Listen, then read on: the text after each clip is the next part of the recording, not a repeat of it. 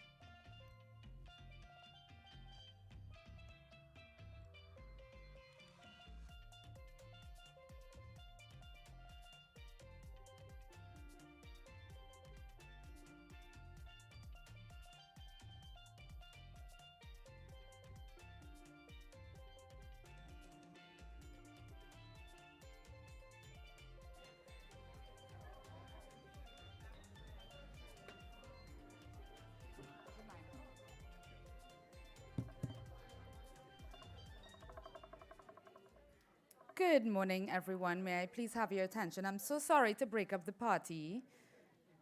I'm so happy to see everyone having such a good time, meeting each other, but it is that time we're about to start. Thank you for your attention. Good morning to you and welcome to this, the 9th Plenary meeting for ISO TC 309. We're going to get into the program very shortly, but before we do that, we'll pause and I'd like your attention, please, for a HSE briefing that will be broadcast now. On behalf of management and team members, allow me to welcome you to Hilton Trinidad and Conference Center. Our evacuation procedure in the event of an emergency is as follows. The hotel is protected by both a manual and automatic fire alarm detection system. If activation occurs, you will hear this evacuation message. Attention, attention, an emergency has been reported in this building. Attention, attention, an emergency has been reported in this building. The message will inform you that an emergency has occurred and you should stand by for further instructions. You will be advised subsequently by another message whether you should evacuate or the emergency has been rectified. In the event you are advised to evacuate the Labukan area, please follow the following evacuation routes. Primary evacuation route. Exit the room using the Labukan main entrance, bear right to the corridor, then bear left through the double glass panel doors and follow the directional signs along the Pool Terrace Garden Restaurant to the Pool Junction staircase on your right, down to the car park and follow the directional signs and proceed to the muster point to the first level north car park. Secondary evacuation route. Exit south through the emergency door in Labukan to the staircase on your left and follow the directional signs to the muster point on the employees' roadway. At the evacuation assembly point, you will stand by for further instructions from our risk management department, who will account for all participants together with the organizers of this event. You will not be allowed to re-enter the building until the all clear signal has been given by the fire services or our risk management department. I do hope that your time spent here would be meaningful and uneventful. We wish all a very pleasant, safe, and productive event. Thank you very much for your attention. I invite you now to stand for the national anthem of Trinidad and Tobago.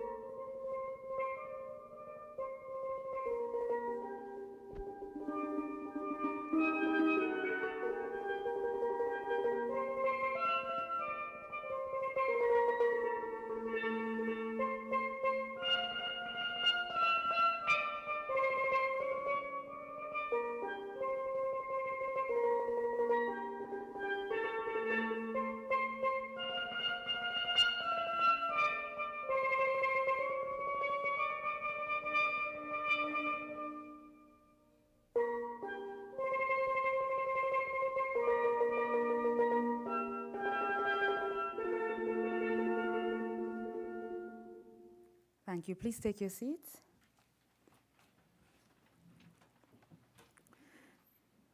Ms. Aileen Ovid, Permanent Secretary of the Ministry of Trade and Industry, representing this morning the Minister of Trade and Industry, who could not be here. Mr. Silvio Dubinsky, Deputy Secretary General, ISO. Mr. Kev Brer, Chair, ISO TC 309. Dr. Axel Kravatsky, Vice Chair, ISO TC 309. Mr. Mike Hennigan, Committee Manager, ISO TC 309. Mr. Fulgence Saint-Prix, Technical Officer, Standards, CARICOM Regional Organization for Standards and Quality, CROSSQ. Mr. Lawfer Dupre, Chairman, the Trinidad and Tobago Bureau of Standards Board of Directors.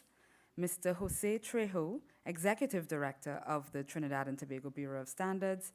Management and staff of the Trinidad and Tobago Bureau of Standards, all specially invited guests, members of the media, ladies and gentlemen. Again, good morning and welcome to this, the 9th plenary session meeting for ISO TC 309. My name is Ardeen Serju, and I have the simple-ish job of guiding you through today's program and helping to break things down as we sort of celebrate, recognize, and peel back the layers of what this means, what this particular standard means for good governance in not just Trinidad and Tobago, certainly, but the wider region and the world.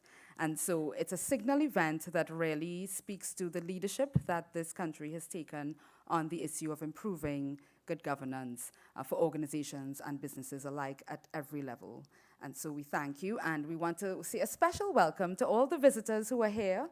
I know that folks have traveled from far and wide to be here, so a very special welcome to you all. And those joining us online who couldn't be here in person, a very special good morning and welcome to you, if it's morning where you are, but welcome all the same to this meeting. So we are going to jump straight into this morning's program, and kicking us off this morning, we have the chairman of the TTBS Board of Directors, Mr. Lawfer Dupre. Please help me welcome him to the podium.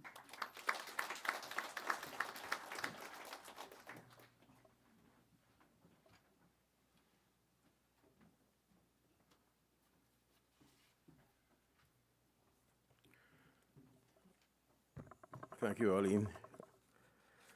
You did such a great job of introducing the members of the head table. I don't see any need for me to repeat all of them. Everybody knows who's here, so I think we can proceed. The minister who was supposed to be here has been called by a higher authority to attend to another function, so she sent a very able substitute, and we welcome here Ms. Aileen Ovid, who is the permanent secretary.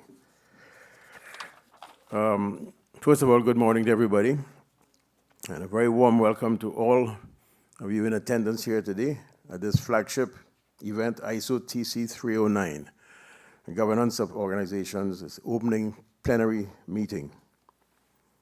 On behalf of the Trinidad and Tobago Bureau of Standards, let me first state how pleased we are to host this meeting, and in particular, the international delegations who have journeyed from so far to be here with us in our twin island Republic of Trinidad and Tobago.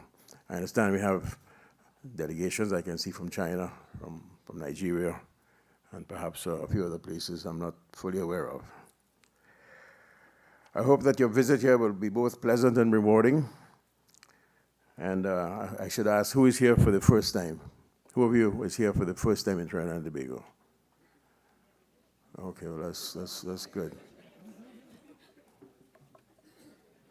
I thought some of my colleagues were going to put their hand up too. So I hope that your visit here is going to be both pleasant and rewarding. And as for our local attendees, thank you for sparing the time to be with us on this important occasion. This week's ISO TC 309 meetings will showcase and heighten the profile of Trinidad and Tobago Bureau of Standards as a national champion for standards and quality. More so, it is my hope that they will underpin the multifaceted and powerful benefits that a greater focus on standards and quality can provide to our economy and to our society at large. At the macro level, Our efforts today are aimed at strengthening and refining our national quality infrastructure system so that it can assist public and private institutions to deliver high-quality goods and services in an efficient and sustainable manner. Just as a reminder, the NQI, or the National Quality Infrastructure, I refer to as simply an ecosystem of stakeholders, consumers, regulators, and businesses alike, working together to ensure the development of our nation by improving the quality of life of citizens in general and through the application of technical tools such as standards and related conformity assessment services. As Trinidad and Tobago seeks to diversify and strengthen its economy, the national quality policy approved by the government will provide the roadmap for the development of a robust nationally quality infrastructure. And as part of that infrastructure, TTBS, with the support of the Ministry of Trade and Industry, recently held the launch of the inaugural National Quality Awards to recognize the commitment and investment of local companies in standards and quality. At this event, the TTBS also took the opportunity to recognize as an important milestone the first accreditation of 2 public laboratories, which no doubt will serve to raise the international credibility of these organizations. In addition to this, I should note that TTBS is now accredited to the international standard ISO EC 17021:2015, conformity assessment requirements for bodies providing audit and certification of management systems, Part 1, which is the requirements. This accomplishment further strengthens the national quality infrastructure system, as manufacturers and other organizations can now attain internationally recognized certification services locally from the Bureau in priority areas such as construction, engineering, wholesale and retail trade, paper and printing, as well as household goods. This latest accreditation adds to the complement of internationally recognized services already being offered by the TTBS based on the following standards: ISO 9001 for quality management systems, ISO IEC 17025 to ensure the competence of testing and calibration services, and ISO IEC 17020 as related to inspection services. Today's theme of governance, including its environmental and social dimensions, is essential for maintaining order and stability within any organization, and it is vital for building trust and confidence among stakeholders. Effective government is critical for organizations to achieve their goals, manage risks, navigate complex challenges, and deliver on their social and commercial contracts. Towards these ends, standards can and do play a significant role in providing the supporting processes, practices, and guidance. The Bureau already has a wide spectrum of voluntary standards to support governance frameworks. Consequently, as a part of the National Standardization Strategy, we have prioritized our participation in a number of ISO technical committees, ranging from governance, occupational safety, health, tourism, environmental management, the circular economy, quality management, and very recently, innovation management. Our international participation in these committees represents our commitment to play a transformative role, it's a big word, transformative role in society and by participating in international standards development activities and promoting the greater use of standards throughout the national economy.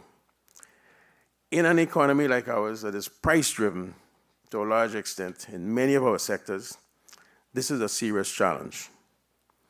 And this can only be met with the cooperation and support of all stakeholders in leadership positions, whether they be in the public sector, the private sector, or at the individual level. In addition to the above, the Bureau has adopted the following ISO governance standards. Governance-related standards, I should say. The governance of organizations, anti-bribery management systems, whistleblowing management systems, and compliance management systems. These standards are available for local companies who are interested in improving their governance. Now, in closing, it would be remiss of me not to note that the TTBS is currently in the midst of its own transformational change with respect to the updating of its primary legislations for standards and metrology, and including other organizational changes which will bring it more in line with good international practices.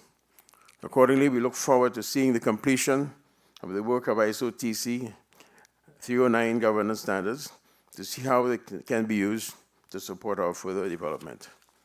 To our visitors, I hope you enjoy yourself while you're here, but above all, be safe.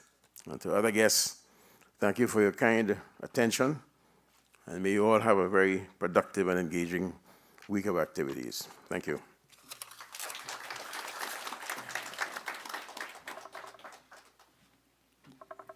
Thank you very much, Mr. Dupree, for getting us off to what I would say is the right start, on the right note. Now we move from the in-person to virtual, where our next speaker will be joining us online, and he is Mr. Silvio Dolinsky, who is the Deputy Secretary General of the International Standardization Organization. So he should be coming up if he isn't already on the screen. Is he there? Oh, okay. And can you hear me? Yes. Hello? Yes, we can hear you. Good. Okay, wonderful. Good morning, all. Thank you very much. And I thank for the invitation. And I have to apologize that I cannot be there in person, and I cannot be one of those people that Mr. Dupree was mentioning that I could raise the hand and say it's the first time being Trinidad and Tobago. So that is still a pending trip, and I'm looking forward to have that opportunity as soon as possible. So I'd like to convey three messages from ISO Central Secretariat. The first is that the world is becoming more complex and more intertwined than it has ever been. And as humanity prospers, it's like our challenges will continue becoming more complex, more intertwined. And that requires a very important coordination, a very systemic approach to addressing these challenges. And the multi-stakeholder approach that we have in developing standards, building consensus, listening to the input from a diverse group of people who have the knowledge at the field about the different areas and impact on their lives is crucial if you want to build the bridges and the dialogues that are necessary to address those challenges. So the first message is about the complexity of the challenges and how we need stakeholders and build dialogue and consensus. The second is about organization. Organizations, large and small, local or global, are an amazing human creation, as they have enabled this progress of humanity in the past 150 years and arguably much longer. But for organizations to do that, they need to focus on their purpose. It's not sufficient for organizations anymore to simply comply with the law.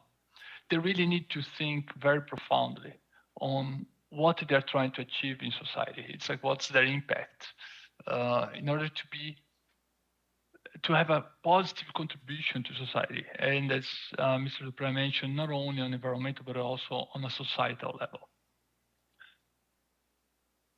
And then the third point is related very much to the scope of the TC 309, that only effective governance of these organizations will allow us to leverage this incredible pool of talent, of resources, of capacity of execution that companies and also all other types of organizations have, and the ability that they bring for us to work together and combine our talents, combine our capacity of solving problems, and address the challenges that we have in the 21st century.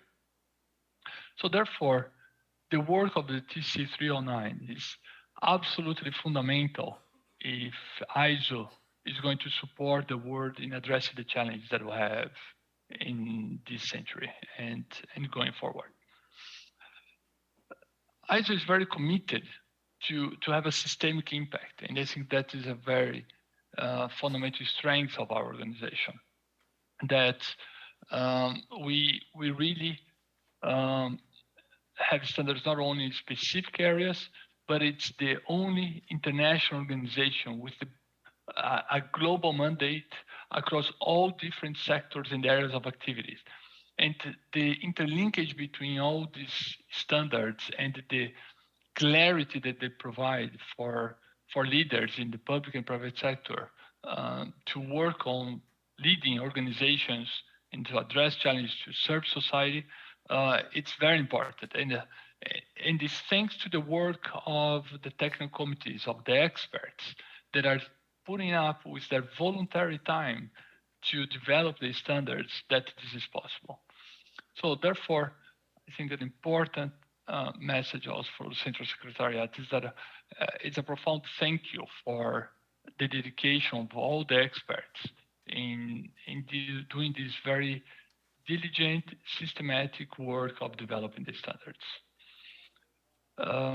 At ISO, we really are very conscious about our responsibility in the world, and especially when we think about supporting developing countries to accelerate their social and economic development. And the work that you do in the TC 309 is very important to address some of the situations that these countries face in all areas of governance, from the anti-bribery to fraud to governance of organizations, then the KPIs, the indicators related to that, all the aspects related to conflicts of interest, compliance management. And these are areas of work that are reflected in a roadmap in our strategy plan. In order to talk to you today, I had the privilege of receiving the strategy plan of the TC. I was very positively impressed about the profound analysis, the ambition that you have expressed in that plan, and how you adopting this an approach that really integrates all the different areas related to governance. So I'd like to conclude with this, with an immense thank you, and to say that actually it's like we at ISO Central Secretariat, we are we keep on our day-to-day the mindset that we have to work to simplify and support the lives of our experts in developing standards. We really want you to count on ISO Secretariat, on our committee managers from our national standards bodies, and the TPMs, the policy managers, technical policy managers of ISOCS, to support on your day-to-day. And I want to thank you, TTBS, for their generosity in hosting this plenary and for the leadership that they are taking in this technical committee. Thank you very much, and I wish you a very productive and memorable plenary week. Thank you.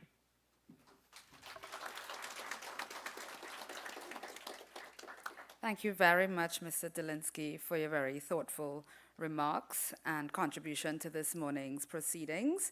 We are going to move along now to our feature address, which will be delivered by Ms. Aileen Allen Ovid of the Ministry of Trade and Industry. That is the line ministry for the TTBS. So let's welcome her.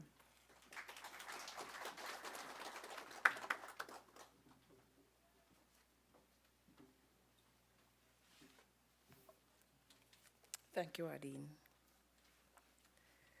Mr. Silvio Delinsky, Deputy Secretary General, ISO, who was just greeting us this morning, Mr. Kev Brer, Chair, ISO TC 309, Dr. Axel Krabatsky, Vice Chair, ISO TC 309, Mr. Mike Hennigan, Committee Manager, ISO TC 309, Mr. Fuljan St. Technical Officer, CARICOM Regional Organization for Standards and Quality, CROSSQ, Mr. Lawford Dupree, Chairman, TTBS Board of Directors, Mr. Jose Trejo, Executive Director, TTBS, management and staff of the TTBS, specially invited guests, members of the media, ladies and gentlemen, officials viewing online. I bid you a good morning.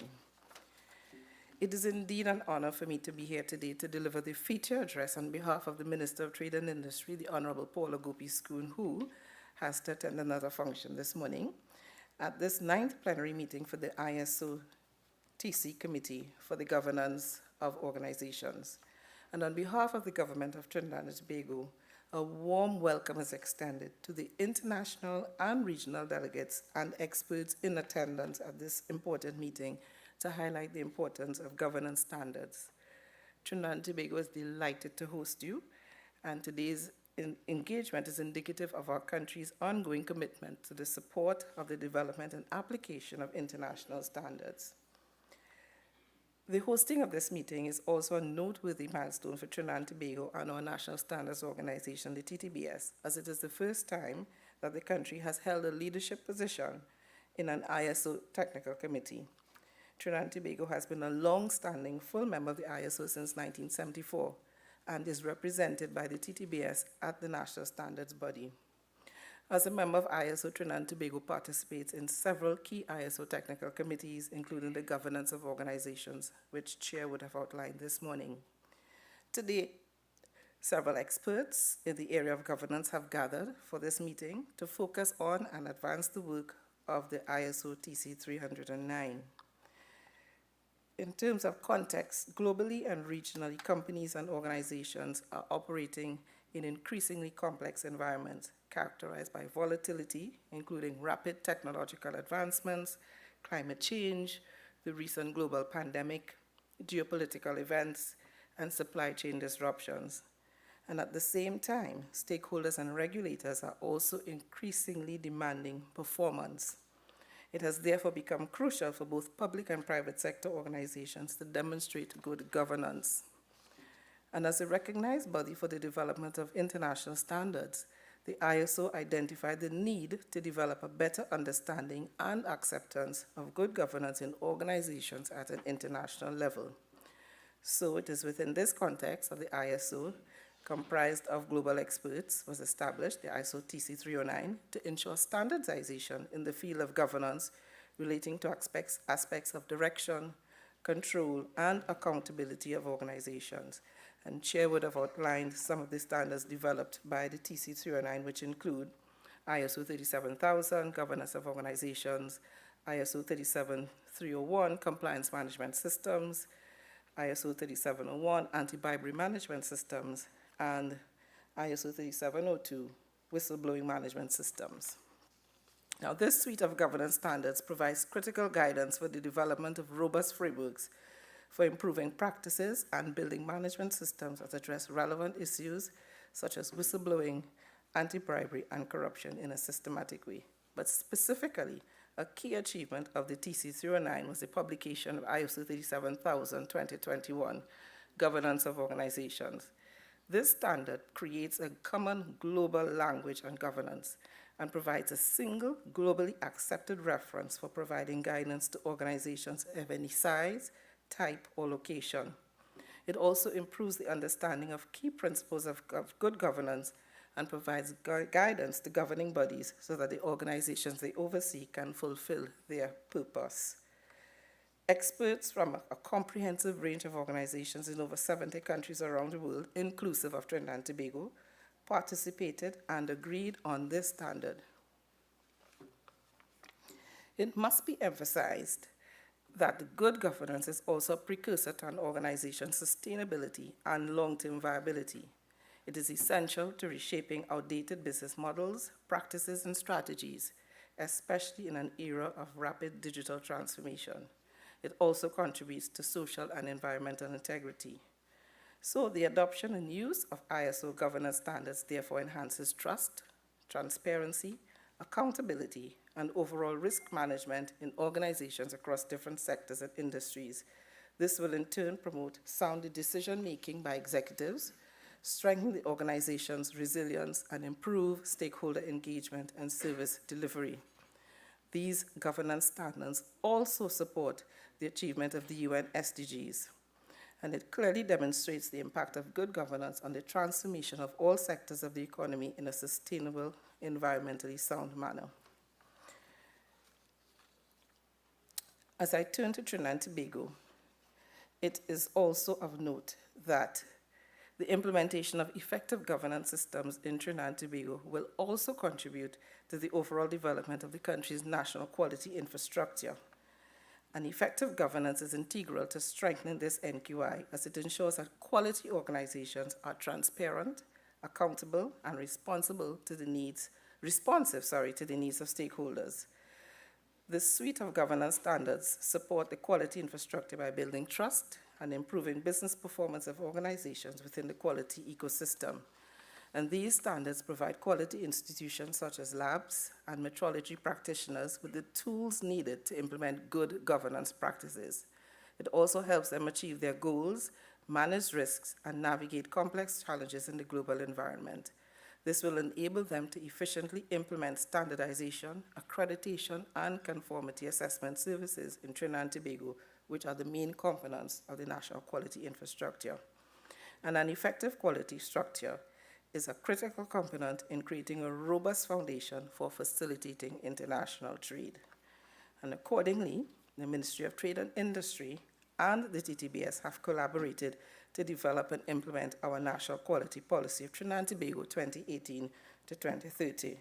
And this policy is aligned with our Vision 2030, which is our country's roadmap for Trinidad and Tobago, as well as the roadmap, the additional roadmap that was formulated more recently for transforming to a new economy and a new society. The policy's overall objective is to develop a robust and resilient NQI by using international standards as a guide to ensure that quality goods and services are produced and delivered. And the implementation of this policy will ultimately strengthen the capacity of companies to trade internationally, thereby boosting exports, employment, and foreign exchange earnings. It will also contribute to the adoption of good governance practices in institutions that are part of the NQI. In conclusion, I would like to take this opportunity to recognize the contribution of members of the Bureau's National Mirror Committee and Standardization Committee for their contribution in the development of the governance standards. I also acknowledge the partnership with the British Standards Institution, which is instrumental for developing countries to build and develop their capacity, expertise, and share their knowledge with the standardization community. In closing, I wish to soundly commend the ISO Technical Committee 309 for its ongoing work in the field of governance. I look forward to the fruitful discussions and feasible recommendations that will emerge from the dialogue among the various delegates and experts at this meeting today and the week ahead. I bid you a fruitful meeting and week. Thank you.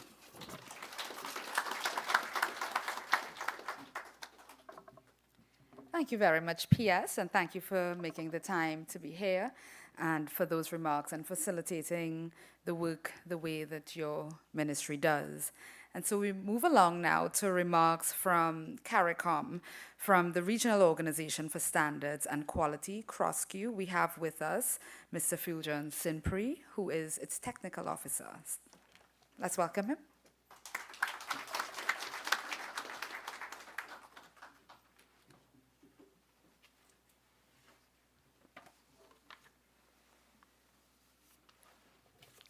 Thank you, Madam Chair.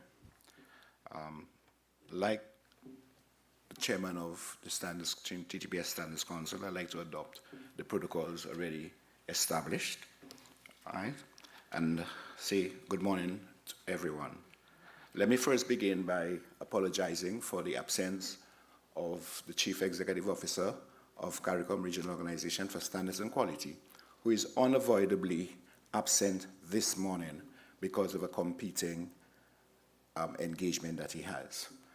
But I want to tell you, do not take that as an indication of the lack of interest and the importance of this activity to him, yeah, and to CROSQ generally. And so much so that he asked me to convey to you all that he will be here later on today as soon as is humanly possible. Chair. This event here is a momentous occasion for us in the region. Momentous not in the sense that it's the first time hosting a technical committee of ISO, a plenary week. Momentous in the sense that the leadership role that one of our member bodies is taking in the development of international standards. But before I continue, let me just give a short background as to CROSSQ and the establishment of CROSSQ. CROSSQ, the CARICOM Regional Organization of Standards and Quality, is the primary organization responsible for the development of the quality infrastructure of the region and national, right? We was established in 2002 by an intergovernmental agreement that was signed in Belize City in the member state Belize, right? And we get our roots from the revised Treaty of Chaguaramas, Article 67, right? As a common supporting measure, inter alia, trade facilitation, enhance efficiency in the production and delivery of goods and services, improve quality of goods and services traded within the community and with food states, and consumer and environmental protection. Operationally, CROSSQ is the network of the National Standards Bureaus of the 15 member states of CARICOM.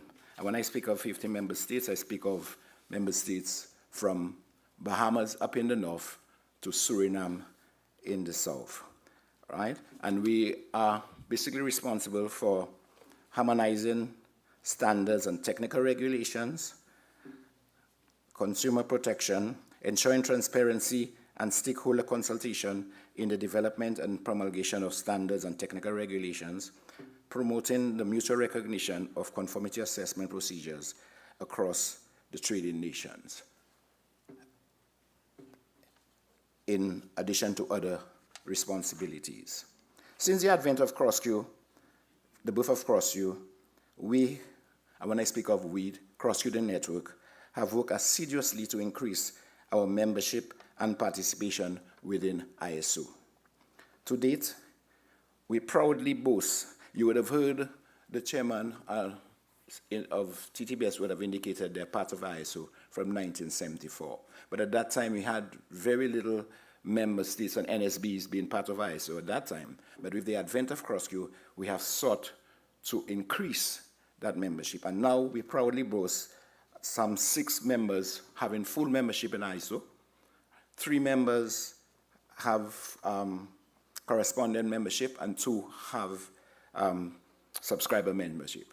But I'm also pleased to announce that before the next General Assembly, we have 1 more member who is going to upgrade their membership to full membership, that is member Haiti, the Haiti Bureau of Standards, as well as another member, Grenada, looking at the possibility of joining, first time being part and parcel of the ISO family. So we're very, very, very happy with that. But that would not have been possible without the intervention and the support that we got from ISO, right? We were able now to translate the benefits of being part and parcel of ISO to our policymakers so that they could support, right? Support the NSBs to join ISO. We do have a vision, 2030, in terms of CROSSQ, to ensure that by 2030, we have full membership of all our members within ISO. And this is something that we're looking at. As I would have indicated, we have also always participated in the development of international standards, because at the national level, you find that we base our standards on international standards as per the WTO TBT requirement. And so we try our best to adhere to that, right? But moving forward, we don't just want to be part and parcel of technical committees. We're looking to take, as TTBS have taken the bold step, to be part of the leadership within the technical committees. And so we're moving forward, not just leadership in the technical committees, but leadership at the organizational level, right? Leadership at the organizational level. So this is some of the things that we plan to do in the future. We have the mantra that those who show up change the world. So we want to stop being standards takers and be standards makers. And that is why this engagement here and this activity here is so important to us moving forward. Let me say that the week ahead,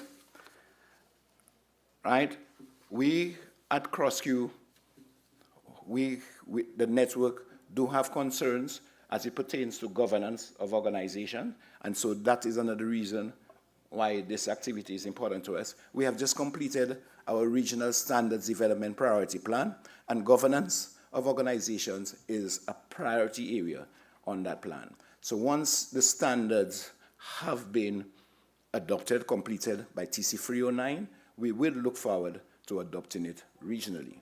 However, we do have one constraint. Not being a member of ISO, we just observer members, and not having all our members being full members of ISO in terms of the challenges of directly adopting international standards we are faced with. And so, notwithstanding the amount of assistance that ISO has given us, we're looking for them to go a little further, right, to permit us to use the content of the international standards to be able to develop our regional standards. This is something that we're looking for, and we would have that engagement with them when we meet later on in the year. So we are definitely looking to adopt and use the content of those international standards. And so to UTC 309, I ask that whatever objectives that you have set for this week, that you are able to achieve all of them. Also, as the chair would have indicated, it's not just about work. You are in the Caribbean, sun, sea, and everything. As you would have heard the Deputy Secretary General of ISO indicated, it is such a pity that he's not part and parcel of that experience in Trinidad and Tobago. So I want you to be able to take the time, once it is available, to be able to explore the country and be part and parcel of it, and to be safe, as would have indicated by the chairman of the council. I say, ladies and gentlemen, thank you, and be safe.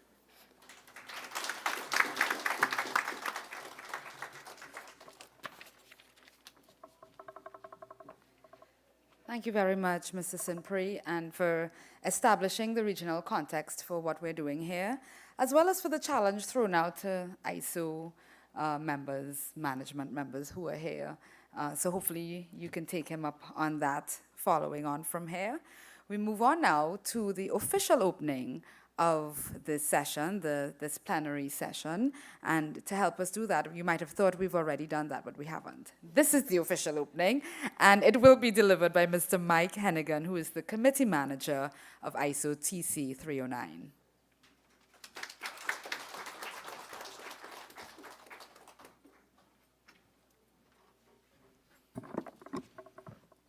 Thank you very much. So just to go through a few formalities, as ISO always has its formal processes as well. But I'd like to thank the Permanent Secretary, our hosts, obviously Mr. Dupre and Mr. Trejo, from the Trinidad and Tobago Bureau of Standards, and honoured speakers and guests. We're all delighted to be here. And certainly to acknowledge the degree to which Trinidad and Tobago, TTBS, have been involved in our work over the past several years. So this is the opening plenary session. TC 309 has 55 participating members that are actively involved in our work, and we have representation from a large number of those members in person, so from Argentina, Canada, from China, Costa Rica, Denmark, Germany, India, Jamaica, a delegation from Nigeria, St. Lucia, Singapore, South Africa, Sweden, United Kingdom, and of course Trinidad and Tobago.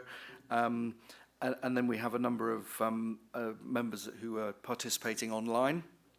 And we also have some external organisations. So part of the ISO process is that if you're an organisation that meets certain criteria, that you can participate in our work.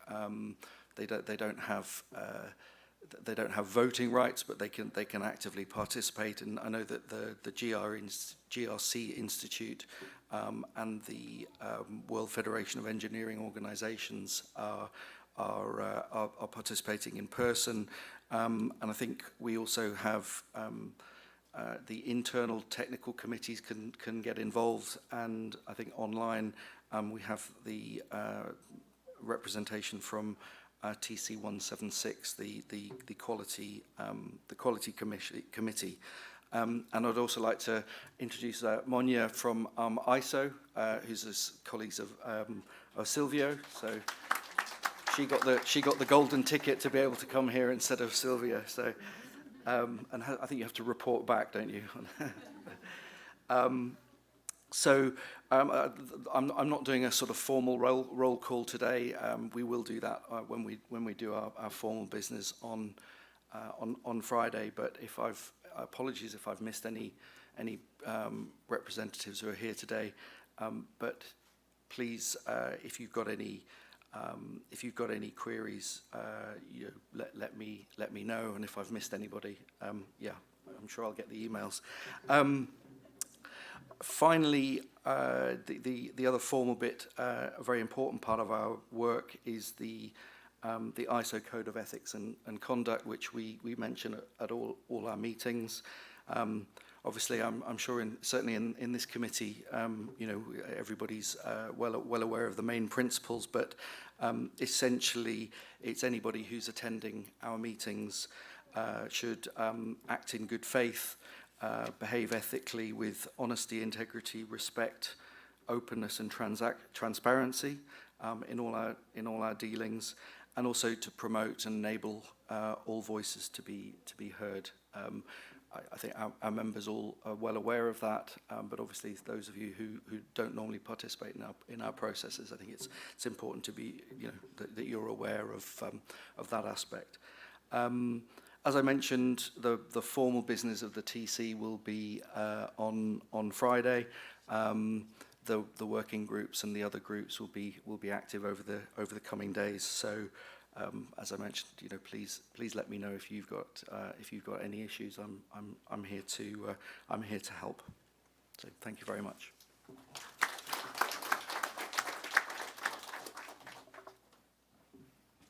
Thank you very much, Mr. Hannigan. And we now move to remarks from ISO TC 309 Chair, Mr. Kev Breyer, who's here with us, also in person, and also for the first time in Trinidad and Tobago. Let's welcome him. Good morning, and thank you, Madam Chair. So, first of all, I shall follow established good practice that's already happened this morning and welcome everybody, because that's what standards is all about. However, I must thank the government of Trinidad and Tobago for hosting this excellent event, and for the Standards Bureau of Trinidad and Tobago for actually doing so much to make us feel welcome and putting together such a superb turnout. So to delegates, quick round of applause, please, to our colleagues. Thank you very much. Thank you. So thank you very much. Right, I've got the easiest job of the week, actually, because you guys and girls do all the hard work, and I'm the chair, and I just act as the referee, for want of a better term. However, I'm not a standards professional. I come from industry, and I work in industry, and I have a job and employers. But actually, I'm also a bit of an outlier, because I'm not a governance expert. My background is resilience, risk, crisis, and disaster management. And so for many years, when it all goes horribly wrong for organisations, it's my job and my team's job to come along and put them all back together again and understand what went wrong. Over the years, on countless occasions, We have found in the root cause analyses that actually it's been governance and the failings in governance that have been the fundamental problems when organisations fail.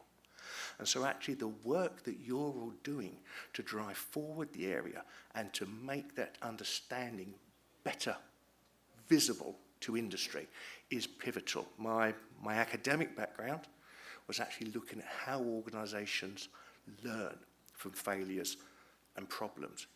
And the conclusions from the research was that actually standards is the answer. That is the way to share good practice and knowledge. And organisations only learn and develop by understanding and learning, and by doing all the great work, all the great work that you are going to do this week. You are driving forward that understanding, you are driving forward resilience, and you are making society a better place. And I thank you for that. So busy week ahead, lots of work to do. I will try and get to speak to as many of you as possible in person, and thank you for your time and attention.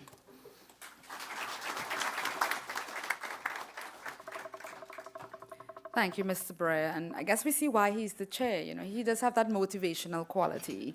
Thank you very much for that. And we move now to our final speaker in this part of today's proceedings, and he will be Dr. Axel Kravatsky, the Vice Chair of ISO TC 309, and he'll be speaking this morning on integrated strategy for application of governance standards.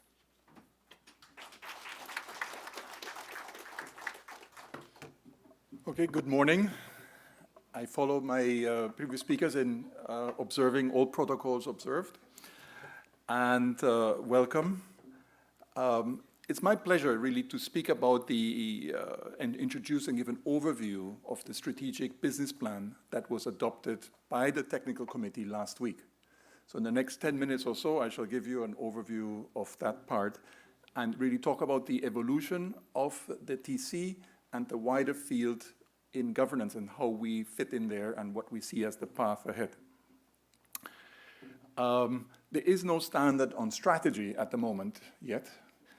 We do have a TMB task force to review how ISO develops strategy in technical committees, and it's my pleasure to be part of that.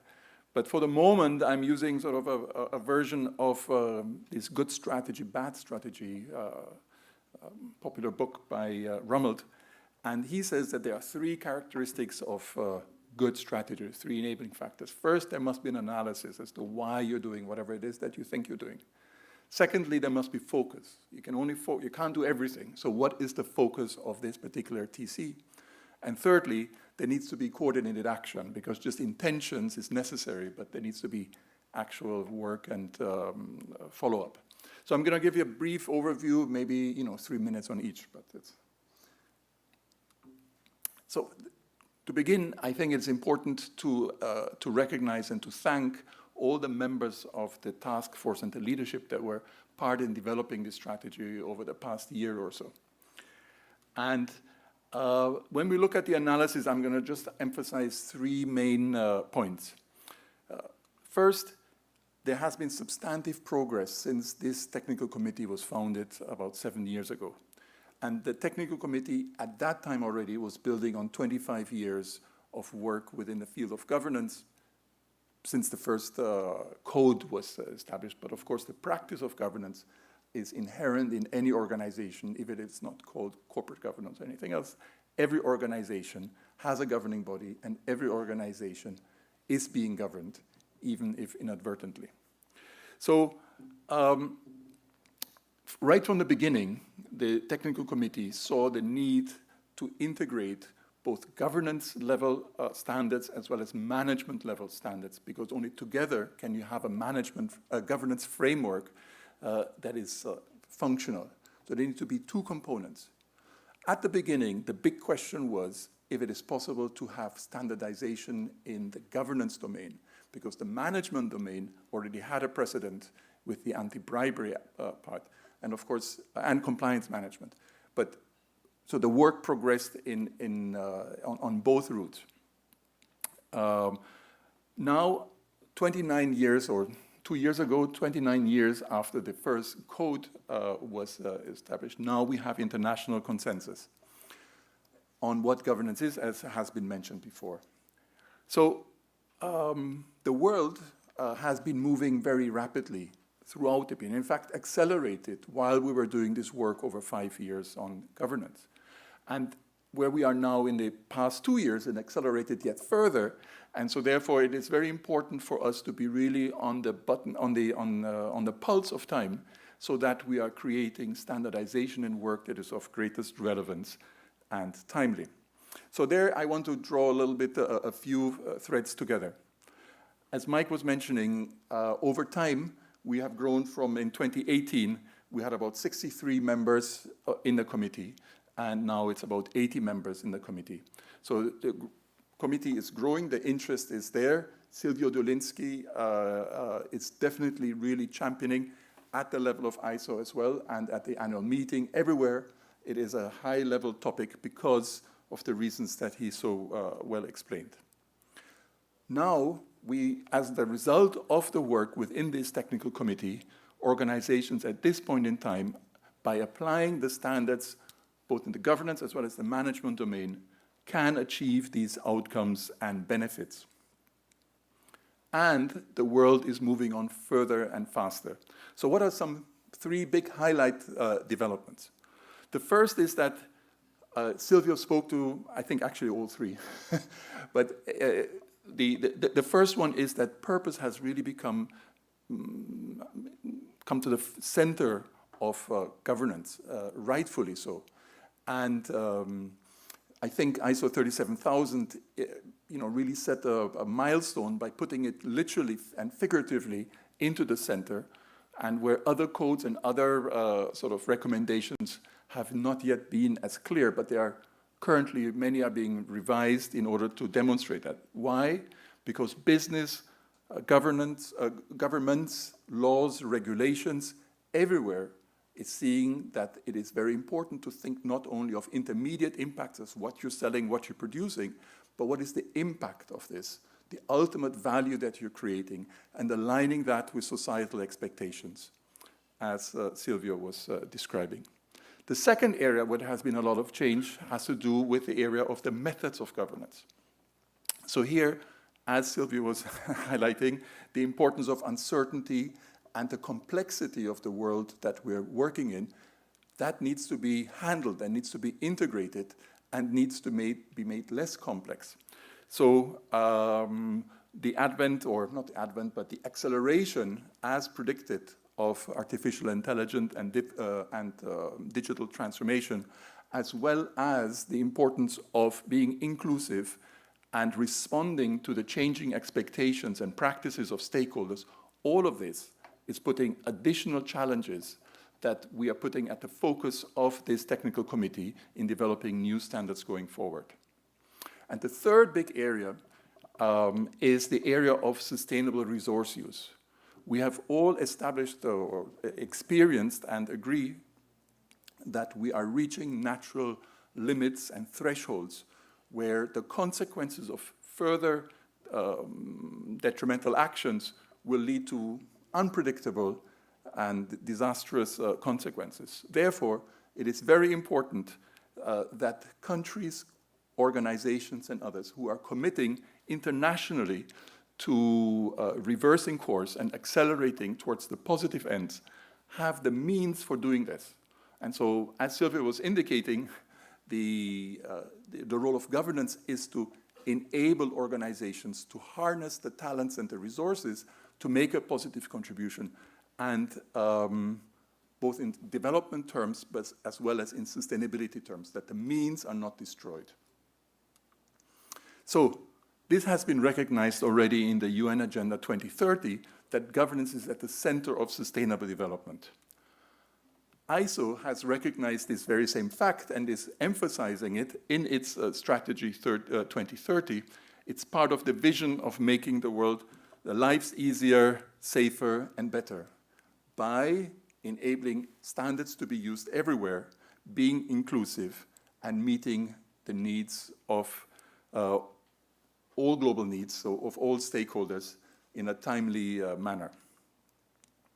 Since adopting that strategy, ISO has further committed, and therefore all the work of TCs is linking to supporting the transition to a carbon neutral world, and to support the achievement of the Sustainable Development Goals. So when we are developing the standards, we have been very conscious about how governance contributes to that, and the principles reflect, the content of the principles reflect that. In addition to that, we are working closely across the ISO system in two thematic integrations. One has to do with the Climate Change Coordination Committee, and the other one is with the ESG committee, where governance has an integral part, and TC 309 is represented in that. So the overall theme that we have identified through our analysis of developments is that it's integrated governance for sustainable development that is being called for. Because there are more topics, there is more uncertainty, there are more responsibilities, there are more stakeholders, and there are more governing groups that need to be coming together in order to create value that is furthering and consistent with societal expectations. So, having done the analysis, what are the priorities? So, the first element that I want to draw the attention to is that we have defined the purpose, the scope of TC 309 is as it has been, which is to work in the field of governance relating to aspects of direction, oversight, and accountability. That's clear. But in addition to that, now we are focusing the purpose of the TC to generate consensus on governance that enables sustainable development. So it's governance that enables sustainable development. There are all kinds of developments, but we are focused on enabling this particular aspect and really bringing and establishing global consensus on this topic. And by that, we are contributing to make lives easier, safer, and better. More specifically, or more generally, if you dive in a little bit further, there are 6 particular aspects that we are using as the anchors in choosing what standards and how to develop further. First of all, it has to be practical, because the world is complex, so by getting global agreements on these complex subjects, we're able to both simplify it as well as turn it into practical action, building and being on the touch, on the pulse of what industry and other stakeholder groups are experiencing as they're seeking to apply this. Secondly, we need to be timely, because the timely is not all of same urgency and not all of the same complexity. So we're going to be working with a portfolio of documents so that there are standards, technical specification, a variety that responds to it as effectively as possible. I spoke to the reduction of complexity. It is the universality of application is important, because the collaboration, sustainable development requires cooperation across organizations. So to build trust and collaboration in that sphere, it's important that we have a common language and we're able to demonstrate to each other how and why we are working together effectively. We are committed to integrating and aligning with management systems so that the power of the entire ISO system is brought to bear. And we're emphasizing also conformity assessments and specification requirement specifications, because we think we add great value when we enable organizations to demonstrate that they are in conformance with good practice. So that brings us then to the third aspect. Given that that is our focus, what are the elements of action? How do we coordinate? So here I give you a snapshot overview of the strategy itself. There are 5 elements. I'm not going to speak about all 5. I'm going to just focus on 2. I already spoke about the purpose, the first element. But next, I would like to share with you a one-page overview of the elements. So we're guided and working towards the vision of ISO as a whole, which is to make lives easier, safer, and better. Our contribution to that is to create global consensus on governance that supports sustainable development, integrated governance for sustainable development. There are 5 major outcomes that we seek to develop. The first is that standards are actually used and practical for all stakeholders, and that they see the benefits and are able to put it into practice. Since we have many voices out there, ISO is able to bring together to the table the largest or a very large diversity of the stakeholders, and to really be inclusive and to establish thought leadership and practical leadership in this domain. So it is important to us that ISO is seen and our work is seen as a leadership or to lead the area of integrated governance for sustainable development. Third, we want to be timely, and that is as soon as we identify a specific trend that needs to be, or need that needs to be met, we need to be able to, or we want to be able to offer practical solutions to our users in the shortest possible time.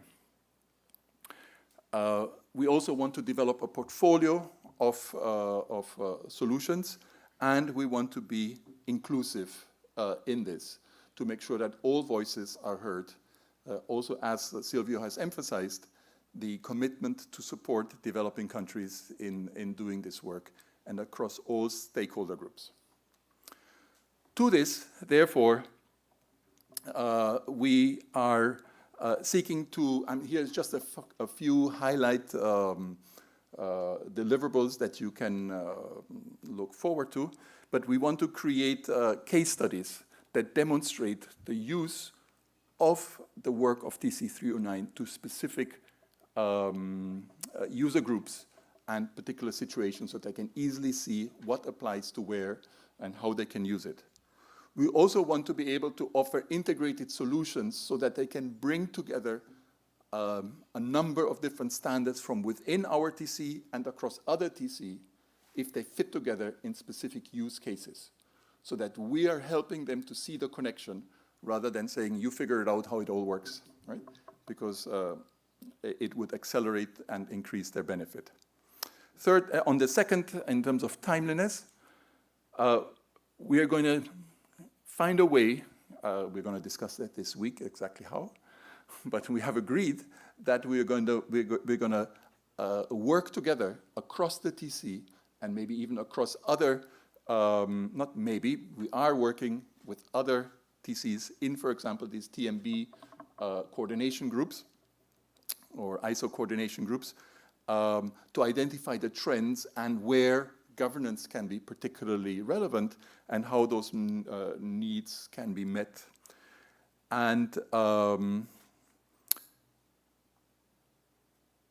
finally, within this topic, it's very important that we are offering a greater amount. We already have requirement standards that can be certified, but it is our commitment to offer an increased range of such standards whenever appropriate, so that our stakeholders can demonstrate and create trust through demonstrating conformity. And the third goal is absolutely critical, because all this work can only happen if the world actually does come together. And it's not only a few countries and a few stakeholder groups that are represented. So we are very much emphasizing the work with developing countries and across all different stakeholder groups to be inclusive, because that is the basis of building the capacity and the expertise to deliver these solutions. And in that way, we can generate innovative solutions for our stakeholders. Okay, this gives you an overview, and in the afternoon, I go a little bit deeper in some topics. And over the course of the week, we'll have more opportunities to dive in various other aspects. So thank you very much.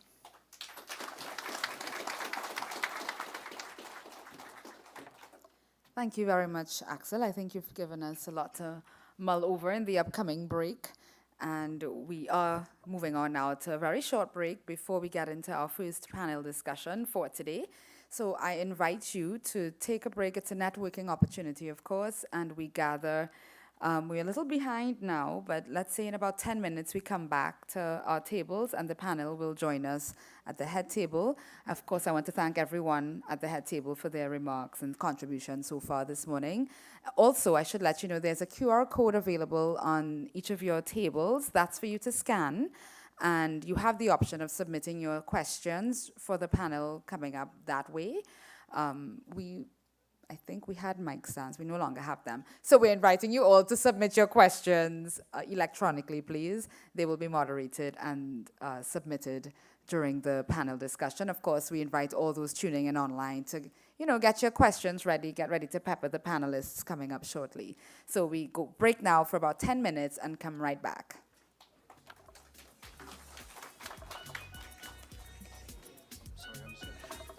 Sorry, everyone, just to say there is an attendance list that Monia has.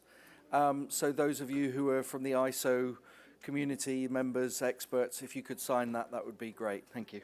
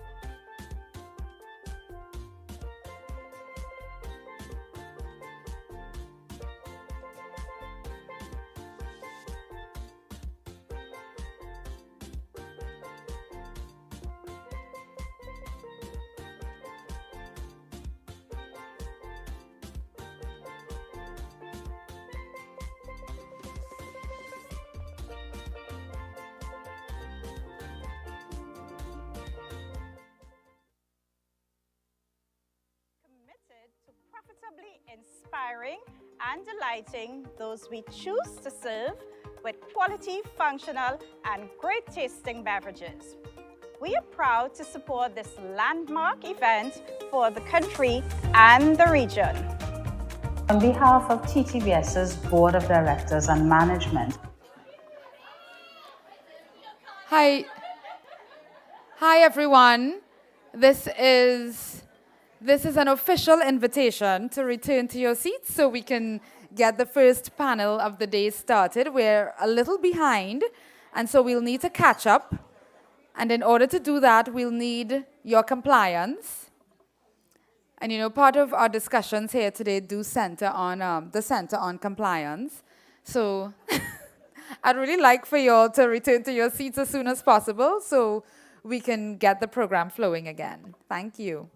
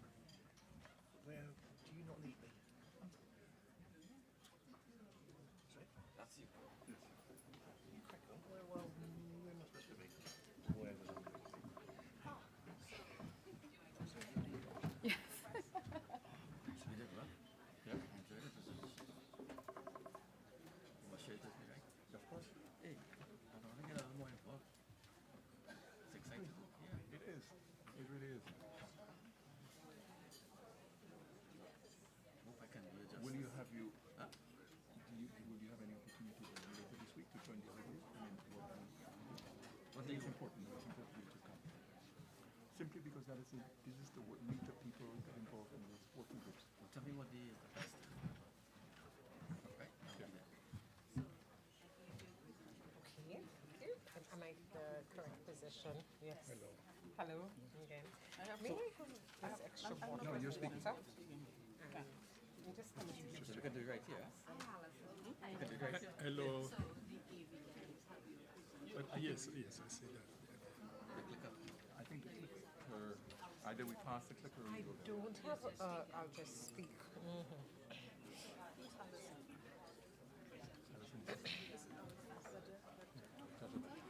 Less troublesome if we are. Still where we are. Yeah, but Sorry. Nice to meet you in person. yeah, thank you. It's all right. So, the face. I just wanted to let everyone know because we're running behind time. If we could make a concerted effort to just stick within the 5-minute presentation period, that would be really helpful. Yes. Thank you. Hi, dear. I don't have. I love a Okay, great. So, so what I'm doing, I'm actually introducing everyone as you go up, rather than a formal introduction. Makes sense. Professor has the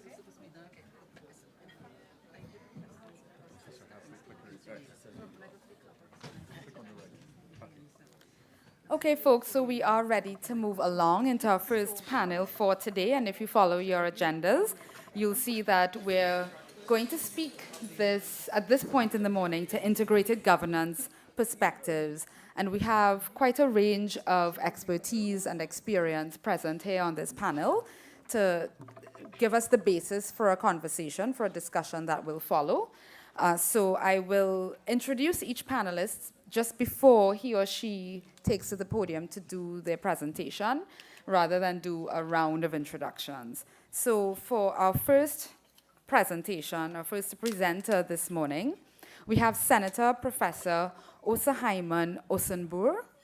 And Professor Osunbur actually comes to us from Nigeria. And he has an extensive background, academic background in law, and he then transitioned to politics. You know, not an unfamiliar pathway for many of us, as we would know. Senator Professor Osunbur was the pioneer chairman of the Senate Committee on ENEC during his first term. At his second term in 2003, he was appointed chairman of the Senate Committee on Judiciary, Human Rights, and Legal Matters. In May 2011, he was appointed member of the Nigerian Law Reform Commission. In 2013, he was elevated to the position of chairman of the commission, a position from which he resigned voluntarily in March 2015, having become a member of All Progressives Congress. He is a member of the National Caucus of the ruling APC. He has served as consultant to many national and international organizations, such as the World Bank Group on Foreign Investments in Nigeria. He's currently head of Nigerian delegation to the ISO TC 309 here on the development of an international standard on good governance. He is the co-convener of the ISO 37003 WG8 Fraud Control Management Systems. And so we welcome him this morning for his presentation.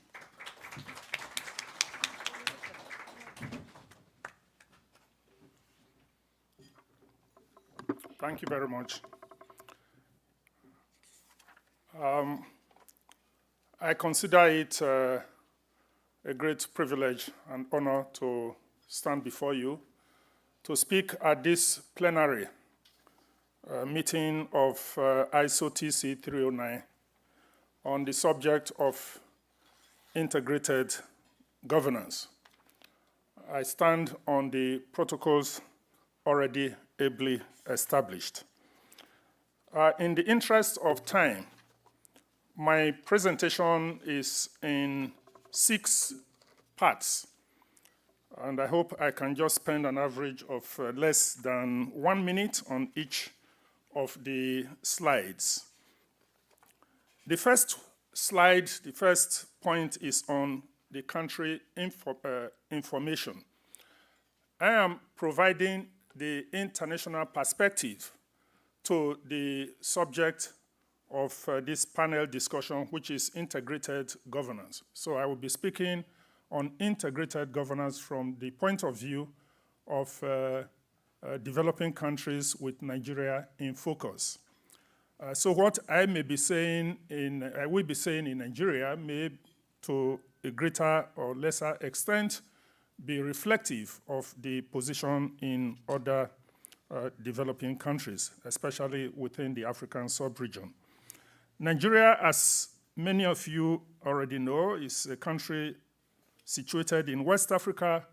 Our population is about 215 approximately, and in May, a month from now, we are going to have another national census to either validate that figure, 215, but it's likely that the population is going to be more than that. 215 is the approximate number of our population. We are ranked 14 in Africa by area. The economy is mostly middle income, mixed economy, and the most rapidly expanding sector of the economy is in manufacturing, oil and gas, the financial services industry, communications, technology, and entertainment. We have a GDP of about $504 billion, ranked 27th in 2022 globally by IMF. There are a lot of opportunities in Nigeria, as many of you may know, particularly in the oil and gas sector, but we also have a lot of challenges, which range from insecurity, poor infrastructure, including very poor public power supply, infrastructure, massive unemployment, separatist agitations, religious extremism.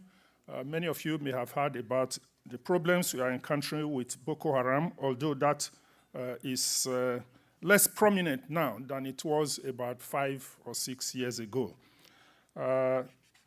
Mostly SMEs-driven economy, SMEs and MSMEs, and a large informal sector. So that briefly is just background information about Nigeria.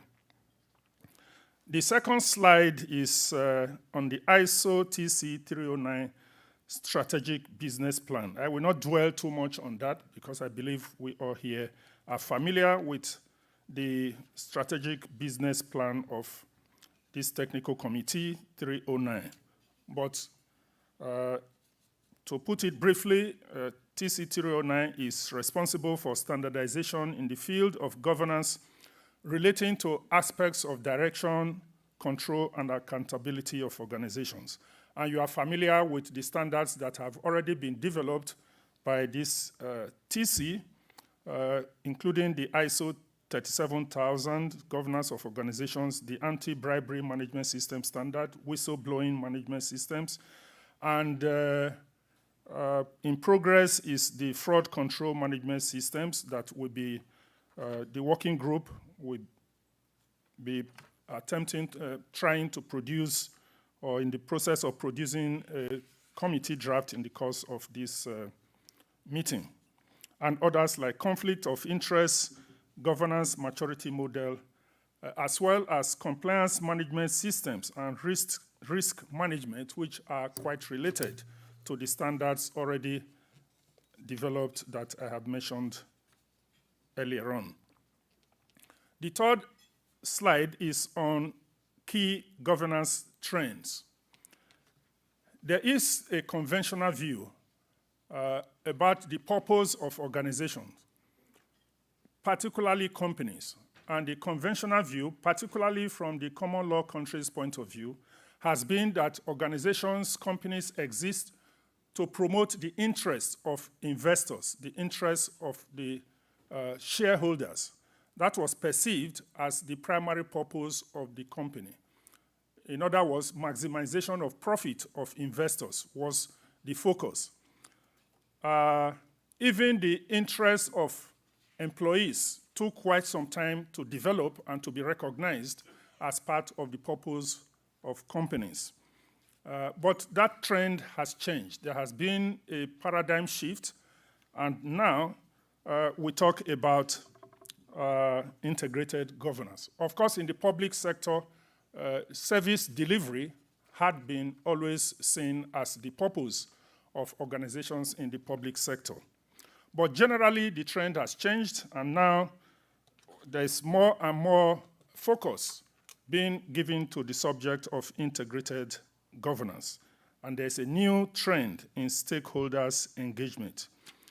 Integrated governance, as you know, relates to how governing bodies control and direct the organization and its supporting structures to identify and manage risks while ensuring successful delivery on the organization's objectives. You find that the purpose of companies has changed from strictly profit-making and shareholders' interest to other considerations, because it has been recognized that organizations now must align with social expectations and consider issues like risk and opportunities, integrated thinking, integrated reporting, environmental and social considerations, and indeed a more holistic approach to governance. The slide number 4 talks about integrated governance issues in Nigeria, and as I said, by extension to a greater or lesser extent to other developing countries. Integrated governance in policy formulation by governing bodies and top management and other legal considerations is an important issue. And then integrated governance in the public sector and state-owned enterprises is also an important consideration with respect to our work. Integrated governance in Nigeria is more pronounced in the private sector more than the public sector. And the reason for this is that there is a higher degree of compliance in the private sector organizations than in public sector organizations. For instance, the banks, highly regulated industries are more likely to comply with the requirements of the various standards that are in use, compliance management system, and so forth and so on. And then the governing bodies have committees which also ensure that the issues of risk, internal audit are applied in order to ensure a greater degree of compliance with standards. That is so far with Nigeria. And looking at the literature, there is evidence of integrated governance in South Africa. There's literature on that. And also the correlation between governance and development in Africa, generally at the level of the African Union. So this is developing, and it is my expectation that with this recognition at the global level of the African Union, the public sector organizations will be encouraged to also adopt integrated governance in their approach. That brings me to this sixth slide, which is on recommendations, and I think this is a very important aspect of my presentation. To wind up, the strategic business plan already recognizes the needs of developing countries, SMEs, consumers, and so forth and so on, which are necessary for the achievement of the UN SDGs. And the strategic business plan also recognizes a lot of things that have to be encouraged, the developing countries coordination group, and so forth and so on. And I do recommend that we intensify twinning arrangements. There is a twinning arrangement between BSI and the SON of Nigeria.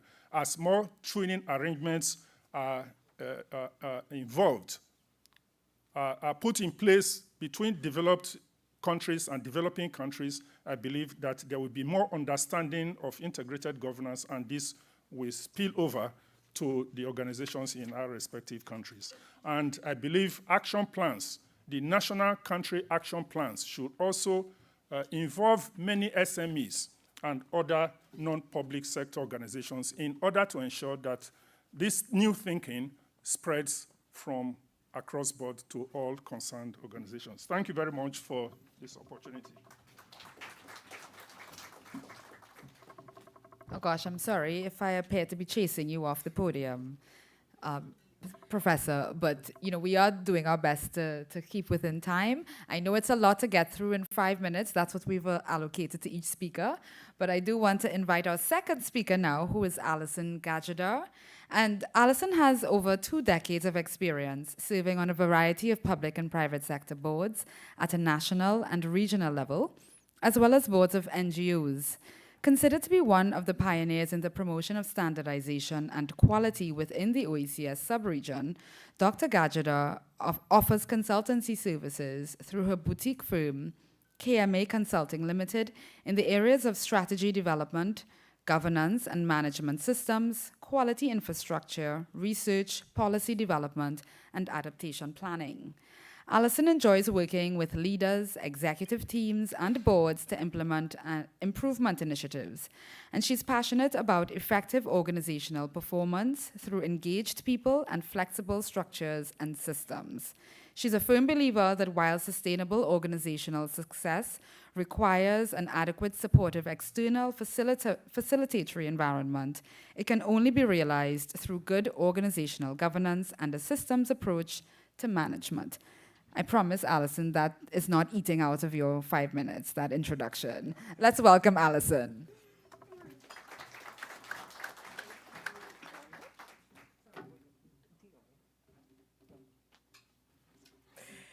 Good morning, everyone. Thank you for this introduction, and thank you for TTBS, ISO TC leadership, for inviting me to share my thoughts this morning on the regional perspective and how we could use integrated standards related to governance and governance-related systems.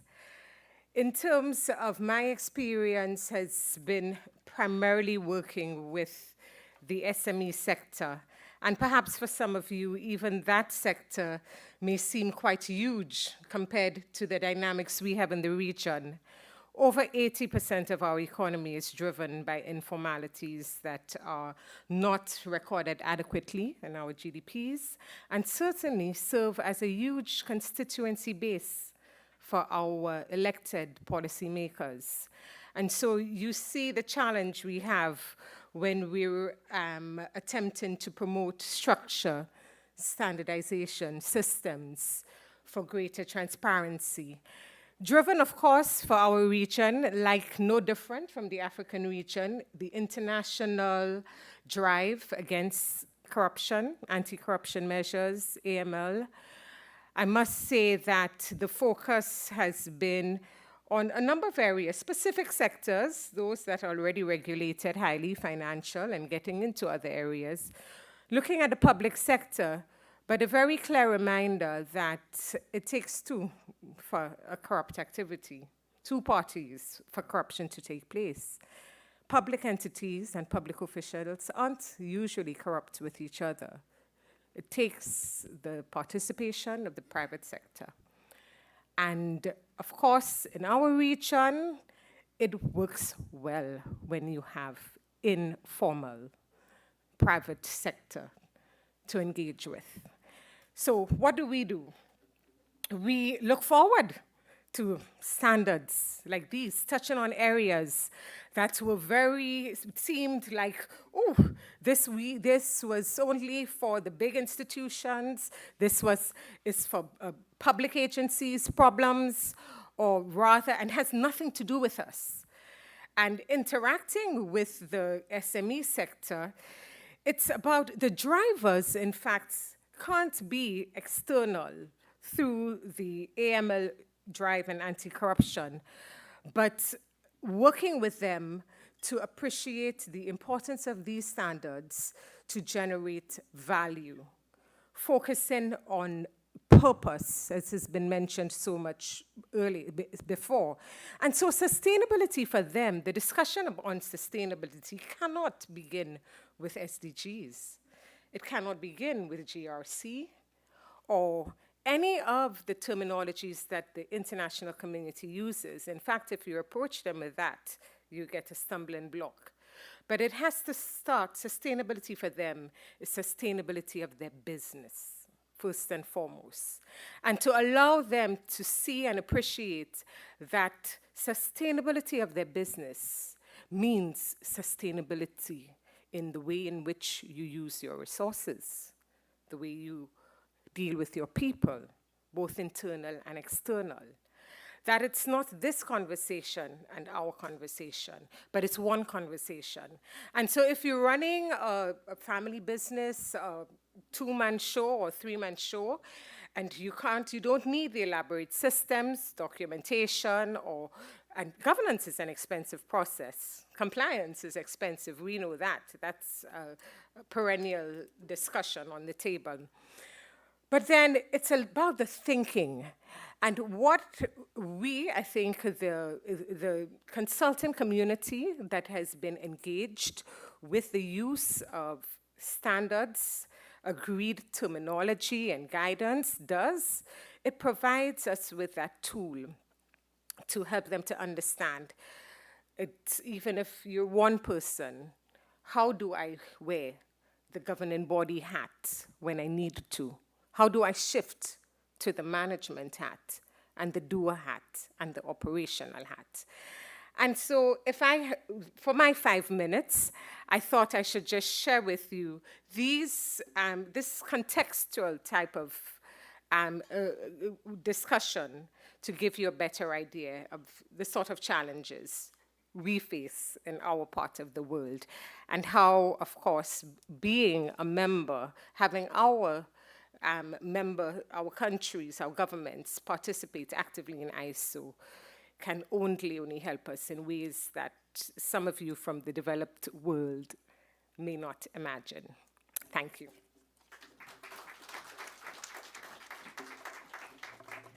Thank you very much, Dr. Gajadar, for that perspective. So we went to the international, we got a bit of the regional, and now we are moving on to a bit of a more local, but still regional, with a regional flavor. We are going to hear from Mrs. Deborah Souza Okpo-Fabry, and her professional experience as a higher education administrator spans guidance and strategic support for governance arrangements in higher education at the University of the West Indies, with her most recent portfolio expanding to risk management for UWI St. Augustine. She has served as advisor in governance and operations to the Pro-Vice Chancellor and campus principal between 2016 and 2022. She has also been the advisor to the chair of the UWI Chancellor's Commission on Governance. That was in 2018. Her past experience includes teaching math and physics across the Cambridge A-level syllabi and working in technical standards in areas of metrology and quality management. She has worked in the private sector locally and in Nigeria. On a national level, she has a keen interest in art and music education and has served over a period of years on the boards of the Art Society of Trinidad and Tobago and the St. Augustine Chamber Orchestra and Trinidad and Tobago Youth Philharmonic. Mrs. Susa Okpo-Fabry represents the UWI, serving on the National Quality Council, as well as on the TTBS National Mirror Committee to ISO TC 309 Governance of Organization, where she continues to participate, providing support across different working groups under ISO TC 309. She was also the former chair of CCGI Board Education Subcommittee on Registration and Accreditation. She comes up now with her presentation.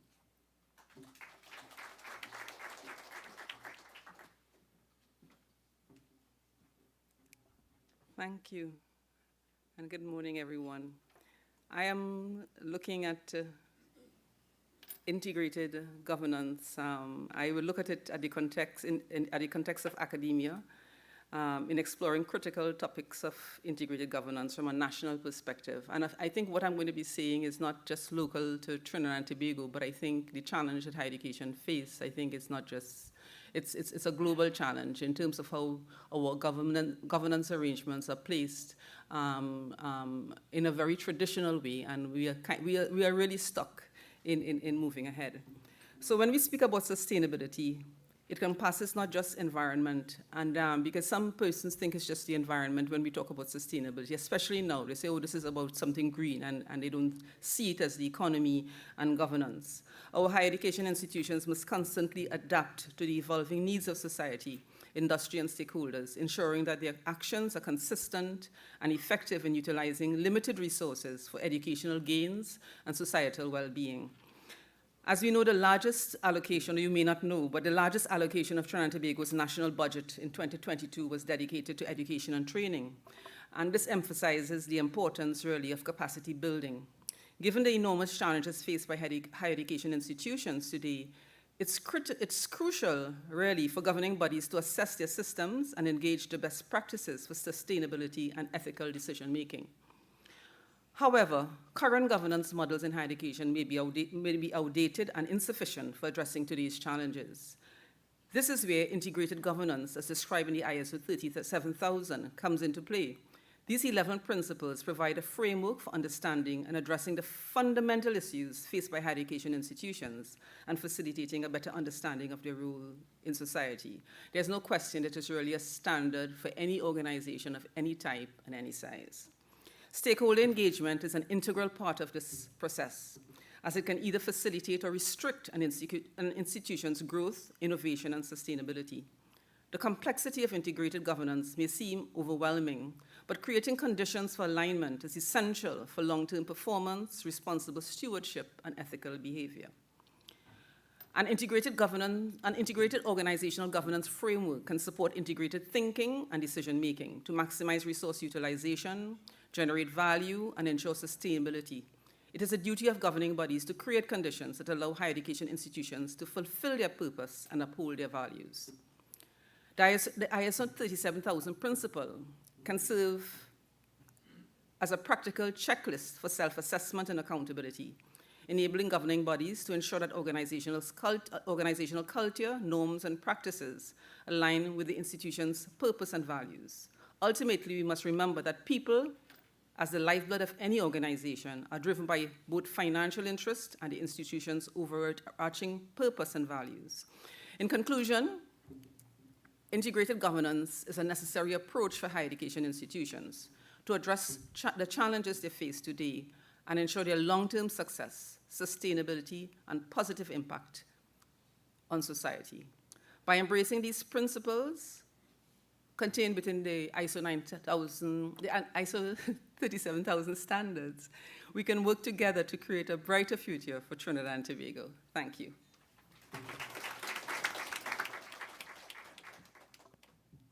Thank you very much, Deborah. And we move on now to Axel Kravatsky, no stranger. I'm not even sure I need to read out Axel's bio, but I will.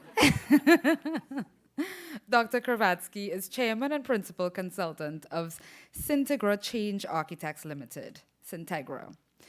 As the practice lead for corporate governance and strategy, he has been working with boards of directors, board committees, and executives for over 20 years. His specialties are in the financial, state-owned enterprise, utilities, and non-profit sectors.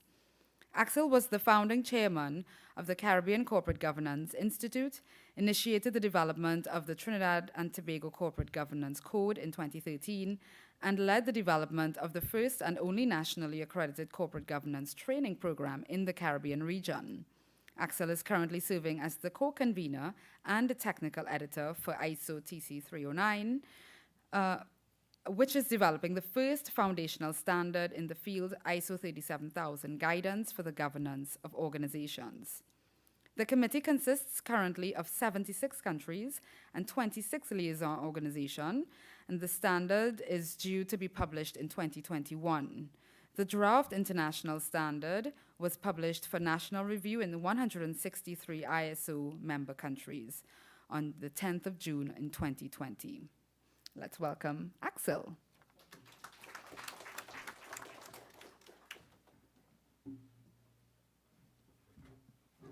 Thank you, Ardeen. And I'm very sorry they didn't update my bio, but but you know the facts already. Right. I would like to make another very brief presentation linking the strategic business plan, but with the region and some global developments. The first aspect that I just want to highlight is on this slide here is, as you all know, that sustainable debt, so various kinds of instruments linked to the development, to sustainable development, has risen exponentially. It's also interesting to note, and very important from the perspective of our work, is that in most recently, there has been also a decline in the number of debt instruments that could be defined as sustainable. The reason for that is that there's a lot of greenwashing happening, and that the world cannot afford us not making quick enough progress. And so really the standards for what can be considered to be sustainable are increasing. And it is the ambition and the commitment of ISO and TC 309 to support the rigor that is required from a governance perspective. And we hope that the funds will fall further so that only those who really contribute can be counted. And then we can see an acceleration, because the trust in how the proceeds of these funds are being utilized will increase once we have demonstrated commitments in that. This slide shows that the distribution of these funds across the world is not equal. And the regions in which the regulations are most explicit and rigorous, as well policies are most ambitious, see the greatest inflow of funds into these kind of investments.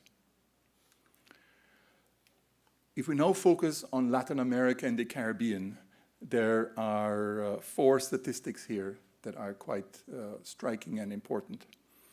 So in 2020, the global green bond market, so not all other instruments, just green bonds, was estimated to be about 1.1 trillion. In Latin America and the Caribbean, according to the IDB Green Bond Transparency Platform, which you can check now on your devices, has been around 21.7 billion. But on checking then, within the English-speaking Caribbean, or within CARICOM, so including Haiti, for example, if you look at how many green bonds have been issued within CARICOM Caribbean, of those 21 billion, it is only 18 million that have been mobilized to this end.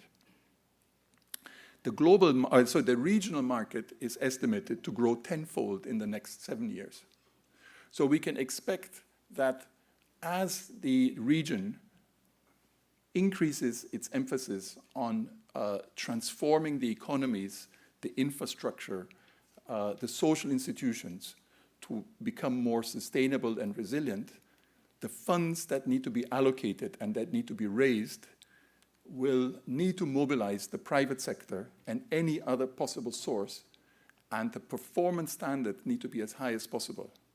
And it is the work of this committee that is contributing both to enabling to set standards, so informing what the standards pertaining to governance should be, as well as enabling reporting and issuers, as well as auditors, to ensure that governance really meets the mark and contributes to sustainable development as we hope it does.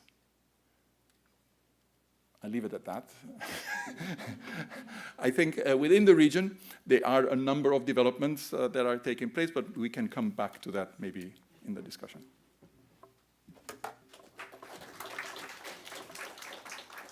Thank you very much, Axel. You're so cooperative. I appreciate it. So our final presenter now is Mr. Dion Abdul, who is an attorney at law with over 20 years' experience in the corporate environment. He's also a chartered secretary and a fellow of the Corporate Governance Institute. Mr. Abdul has acquired extensive experience in the areas of commercial, contract, company law, corporate governance. He has facilitated workshops, presentations, and presented papers locally, regionally, and internationally on areas such as governance, risk management, strategic planning, diversity, integrity in public life, procurement systems, and more.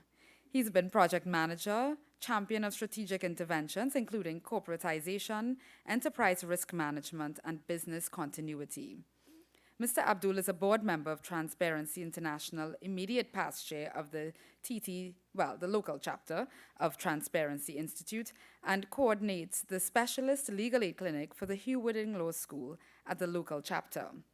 He also serves as a director on the advisory board for the Executive Master's Program in Business Administration at the Arthur Lockjack Institute of Business, a chief examiner for CGI Canada, a member of the board of the NGO Music Literacy Trust, and the advisory board of UWI's Faculty of Social Sciences. Let's welcome Dion.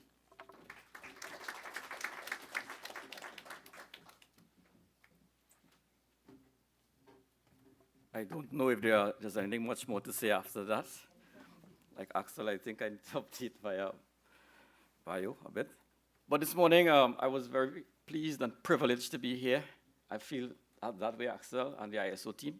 Congratulations on a fantastic effort. After all the heavy material that has passed, I'm going to take it a very light way and very brief.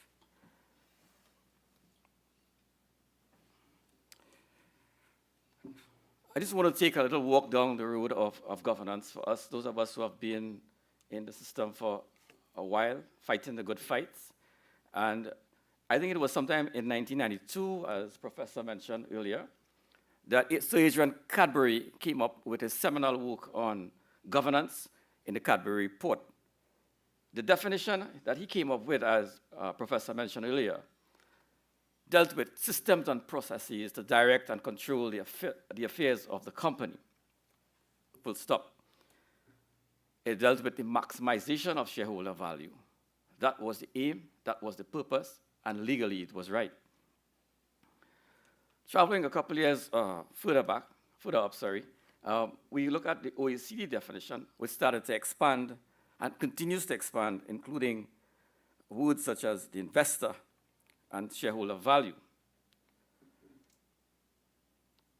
At about that time, another organization called Transparency started to take notice of what was happening in this world of governance. And they posited that a company should be accountable, transparent, participatory, responsive, and of course, respect the rule of law. now we are at the point with the ISO. It's clicker. All right. These circles you all are well aware of anyway. I won't spend time on it. This is what good governance is about for all of us who are involved in governance in our various spheres.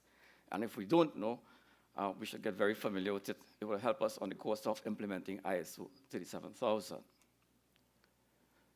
ISO 37000, the global benchmark, as we have spoke about earlier. Let's have a look at what is integrated governance. What is it really? In looking at the work that ISO was doing and the work that had been done in the past, I thought that the definition was a more comprehensive, all-embracing, holistic definition than perhaps we have words for. And by that I mean, if you just look at the slide that I have posited here, when we talk about governance now, we include such things that were not mentioned before, like CSR, corporate social responsibility. The triple bottom line, which has also influenced our definition now. And if you will note, that at the center of the triple bottom line philosophy is sustainability. What is sustainability? Are we concerned only, as some of us might think, about the environment? Is it only that our organization, our country, or is it a larger contextual framework? I want to take another look at something, an organization that you all are well aware of, and I recognize the chair of that organization, the local chapter here, Mr. Cooper. This is transparency. Some years ago, maybe it was just about 2 or 3 years ago, we did a project called Business Integrity Country Agenda. And I applaud the speaker before me who mentioned that issues of corruption only take place, perhaps some of us have view, in the public sector. It takes 2 hands to clap. And this is important to note because the major indicator of corruption, the performance against national performance, that is in the public sector. That's the Corruption Perceptions Index by Transparency International. It does not measure private sector. So for years, all of us have been looking at corruption and looking only at the public sector. But with this new initiative, Business Integrity, we were able to look at the public sector and also at the private sector in assessing what exists in terms of best practices for integrity, good governance, sustainability, and those things, as well as in the private sector. Trinidad and Tobago was one of only a handful of chapters and countries in the world that embarked on this project.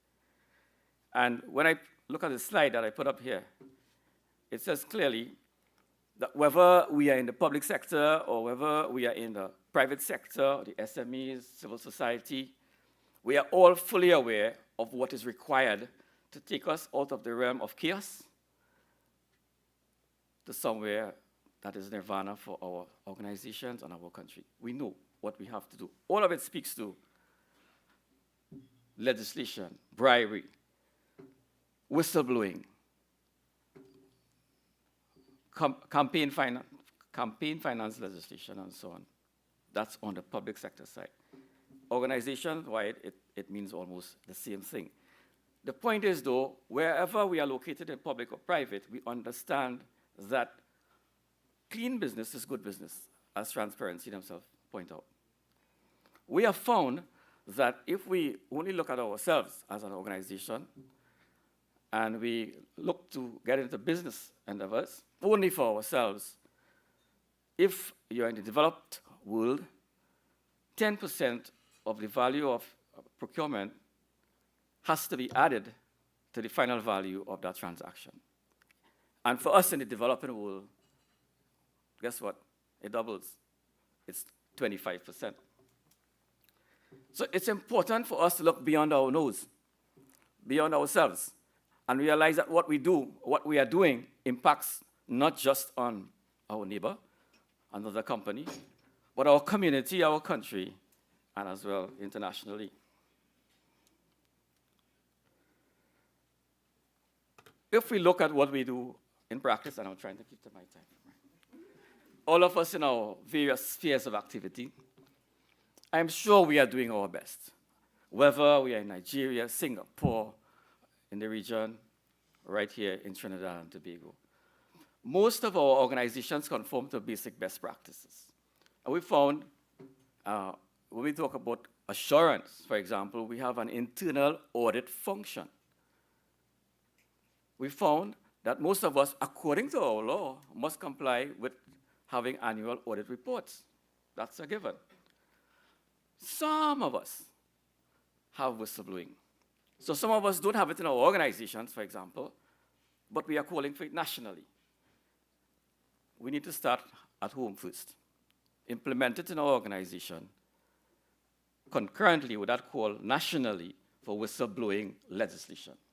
We need that macro framework. We need to support those good people who may be victims or have something to say and don't know where to see it and how to see it. My good friends before spent some time speaking about the expansion of governance from speaking just about shareholders, and now we speak about stakeholders. We speak about the triple bottom line. We speak about a lot of things. But at the end of the day, whether we are in the public sector, where we have a framework of the State Enterprise Performance Monitoring Manual, we have the Auditor General overseeing the auditing function, joint select committees, and Parliament or so, or we are in private practice and we have some of those elements in green there, we need to take heed if we are not just to sustain and the work that we are doing, our organizations, our communities, our countries, but I dare say if we are to survive. I'm being warned here. The police is in the house. So I will just end by saying, welcome my international friends to our beautiful country. And I will close by using a Nigerian phrase, for Deborah and all our Nigerian phrase. I came across this fairly recently. I hope it's the right one. Let me congratulate ISO by saying this. Success has many fathers, but failure is an orphan. Am I right, my friends? Correct. You are right. So let me commend the ISO for becoming the organization that has given us a global benchmark in governance, and ask all of us in our various spheres, whether in public sector, private sector, SMEs, civil society, to work towards its implementation. Thank you. Thank you. Okay, so I'll remain seated for now as we jump into the panel discussion. A reminder, please, to use your QR codes. Those of you in person, if you are up to it, use the QR codes to submit your questions. And of course, those of you joining us online, you are free to do so as well. We won't get to them immediately, but we will not too long from now. So, because of our time constraints, Professor Osunbor, I'm going to come to you first. And it relates to Nigeria being named by the IMF earlier this year among the 5 fastest growing economies. And we're keen to get your perspective on how integrated governance can support economic growth. Well, thank you very much. Yes, it is true that generally Nigeria is doing well in terms of economic growth, even though the average Nigerian would contest that because he would not believe these figures, statistics, unless and until they reflect in their daily living. It's one thing to have growth on paper, it's another to have it reflected in the standard of living and provision of a lot of things that are lacking. But it's encouraging.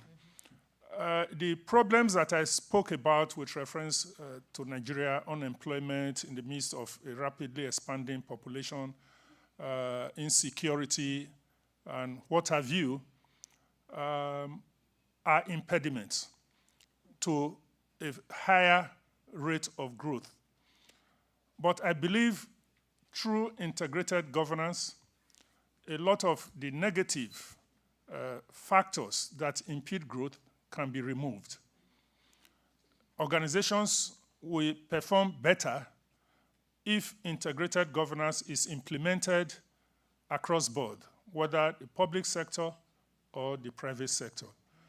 And I believe that by so doing,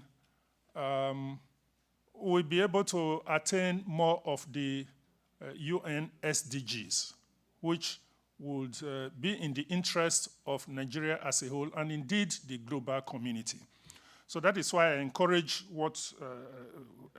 the adoption and implementation of integrated governance, because it will help Nigeria to grow faster and help us to mitigate or reduce some of the negative issues that we are confronted with as a country in Nigeria. So in summary, I say yes, we are growing, but not because integrated governance as of now has been widely implemented, but maybe in spite of it. And adoption and implementation of integrated governance will yield more positive results. Thank you. Thank you very much, Professor. I know that some of these responses may generate even more food for thought and more discussion, but we'll keep the line of questioning flowing for now. Dr. Gajada, your presentation was very interesting in terms of how you talk about the need for it to be one conversation, but it sounded like we're really working with different languages. You know, when we talk about implementing standards at certain levels within our region and when we consider the realities of developing economies. But in the Caribbean context, what would you identify as the most pressing governance issues?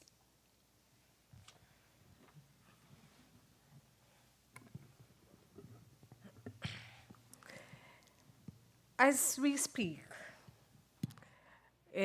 not too far from us, our leaders within the region have gathered to discuss a major, major concern to our humanity, and this is national security issues. And when our chair spoke with regards to his experience in dealing with risk and solving problems, it really touched me in that perhaps maybe the minister with responsibility for standardization may have been torn as to where best to respond to the pressing issue at this time, which is an escalation in crime. I'm not sure if it is that event, but I certainly know, for instance, we have officials there from St. Lucia, the Prime Minister, etc. But then the linkage, the root cause, which is the role of governance of any system, whether that system be, you have governance in project management, for instance, governance in managing a campaign, and really Mr. Abdul, that slide where he highlighted the role of governance in both the private sector and public sector for us to really achieve the growth and the sustainability that we speak of, I think is where we need to place our focus. And the ISO standard, or the integrated governance for me, what it does, it really breaks it down and invokes the thought that governance is indeed, you have a system of governance, and so it's operational. It's not operations and governance separated. It is in everything you do, and hopefully the standard will cause, and I think it's already happening, governance to be used as quality is used now. Some decades ago, quality was just something at a distance. But with the promulgation of the standards and the requirements within the supply chain, everybody speaks of quality. Now I'm hearing almost everybody, the only man who speaks, speaking of governance. And so for me, this document is, again, and I would repeat what I had said earlier, providing that common language. And how do we link it to the most pressing issue at this time, preoccupying our policymakers, is to send that message that our chair gave this morning as to the root cause of the disasters we're facing now, natural-made, not man-made disasters in this region, which is crime and the impact on our economy, our tourism, and everything else. Thanks. Thank you very much for that. Sorry, we can't drill a lot deeper into that for now. But Dr. Okpo Fabry, Mrs. Okpo Fabry. Can I just say Deborah? Okay, all right. All right. Thank you, Debbie. Debbie, you spoke a lot, of course, about higher education, and you have quite a diverse and interesting background that I think allows you a special view, bird's eye view of how things work. But as it relates to higher education institutions, how do you see that space supporting the implementation of an integrated governance? Well, I think that it's going to be a very complex situation because in terms of talking about higher education, implementing and utilizing. Also supporting it, yes. The implementation. So there'll be many things I think that need to be done. I think that higher education institution, because they're still caught, and like I said, many of them are caught in a traditional form of governance, and because the world is moving at a more rapid pace than they are adapting, I think they will definitely have to do a lot of learning while doing and teaching to develop praxis and practice. To really embody and enact active participation in integrated governance. The other thing, too, is that I think that it will be very important, because you're looking at a change in society. It will be very important that the curriculum that higher education engage in across all programs, across all disciplines, that curriculum has some element of sustainability, so that at the end of the day, the program learning outcomes will support some of the expectations in terms of the skills that's required for sustainable development. I think that it will be important as well that which is one of the most critical things, is the governance structure will definitely need to be reframed. There are so many different things that will need to be done in terms of policy, making things, even our accreditation bodies, in terms of the criteria and the expectation in the criteria. I think for institutional accreditation, for example, I think all those, I think we'll need to have a lot of changes in the system. So it's not impossible, but it will require a concerted effort for everyone to come together. I'm talking about in terms of the governing body, working with the executive leadership to make a decisive, take decisive action for change. Thank you very much, Debbie. Axel, you pointed to a specific and very compelling gap in terms of the investment for the Latin America, Caribbean region, and what percentage of that is really occupied by CARICOM countries. How do you see integrated governance, or good governance on the whole, supporting increased investment in sustainable solutions? And how does it actually trickle down? You know, what is the relationship between good governance and the ability to increase that kind of investment? Okay, so I would like to answer that by linking it with ESG, the trend in ESG at a global level and then at a regional level, and the role of governance within that part. So the term ESG was first coined in 2004 by the United Nations Environmental Programme, together with the Global Compact. And its purpose was kind of what we're trying to do, is to increase the amount of allocation of institutional investors into sustainable, sustainability-related targets. And for that, they should take into account environmental and social impacts as well. At that time, maybe the G was more in the forefront. People have been working with G because of all the evident disasters before. So they, it's like, let's say maybe that's more under control.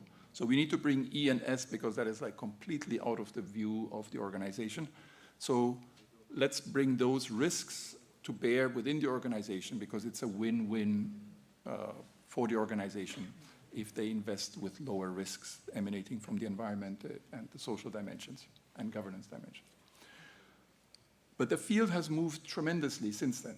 And one can say that there are maybe, like, in my mind, there are three, it's like a bicycle race, like a Tour de France or any kind of Vuelta from Colombia. It's a peloton with three main groups. So you have people in the back who are kind of struggling to keep up, and the ambulance is right behind them. And for them, they're oblivious. They make money, they think everything is okay as long as I have money, whatever. Maybe I'll try to stay within the law, and that's my target. Then you have those who are in the middle of the pack, who say, you know what? If I am actually more responsible, so I implement CSR practices that we now then sometimes call ESG practices, but the fundamental thing is the same. Try to lower your risks, try to make your context more amenable, just like Milton Friedman said 50 years ago. But the purpose is to make money. So if push comes to shove, the purpose of the decision-making is not driven by the purpose of the organization, but only by one dimension, which is financial returns.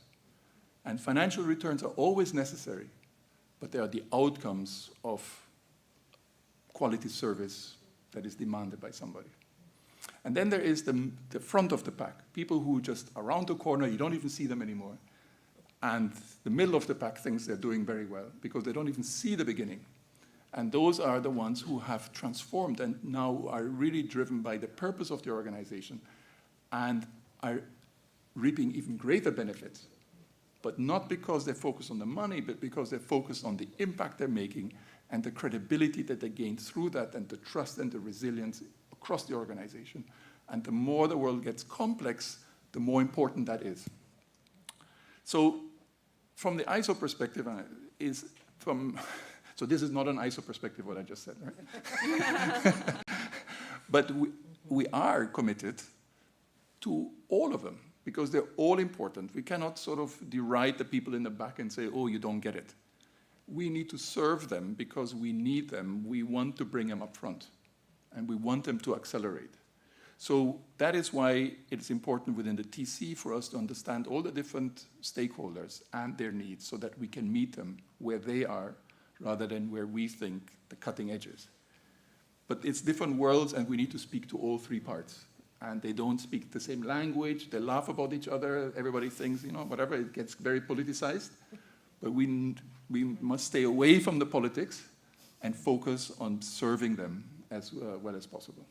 And that's definitely a common thread through a lot of the presentations and the discussion we're having here about how do we meet people where they are, right? So, if I can just a little thing for the Caribbean, just to make it context. You have 30 seconds. 30 seconds. The same three groups existed within the Caribbean. There are people who are really advanced. The majority is in the beginning, and they're moving into the center. And what we need to help them is to show that we really, really support you in going to the front. All of them. Thank you, Axel. Dion, so you have the benefit of being asked the last question here, and it may be the most difficult question. What are some of the practical considerations for implementing these standards in a public sector context? Okay, you get 6 minutes. Oh, okay. No, I'm kidding. We do have to move on just now, but I would love for you to maybe start that conversation here. Let me put it this way.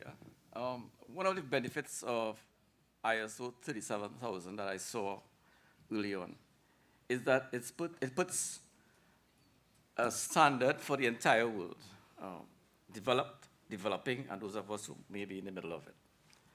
The second thing that it does is it provides clarity it provides certainly consistency as to what that standard is. So my good friend Axel and the ladies on the table and Professor will all tell you, we will tell ourselves that the definition of governance in South Africa may not be the same as in Trinidad. What applies as a law in Sarbanes-Oxley in the United States is a different one to what applies by regulation in the UK. This puts consistency over the whole.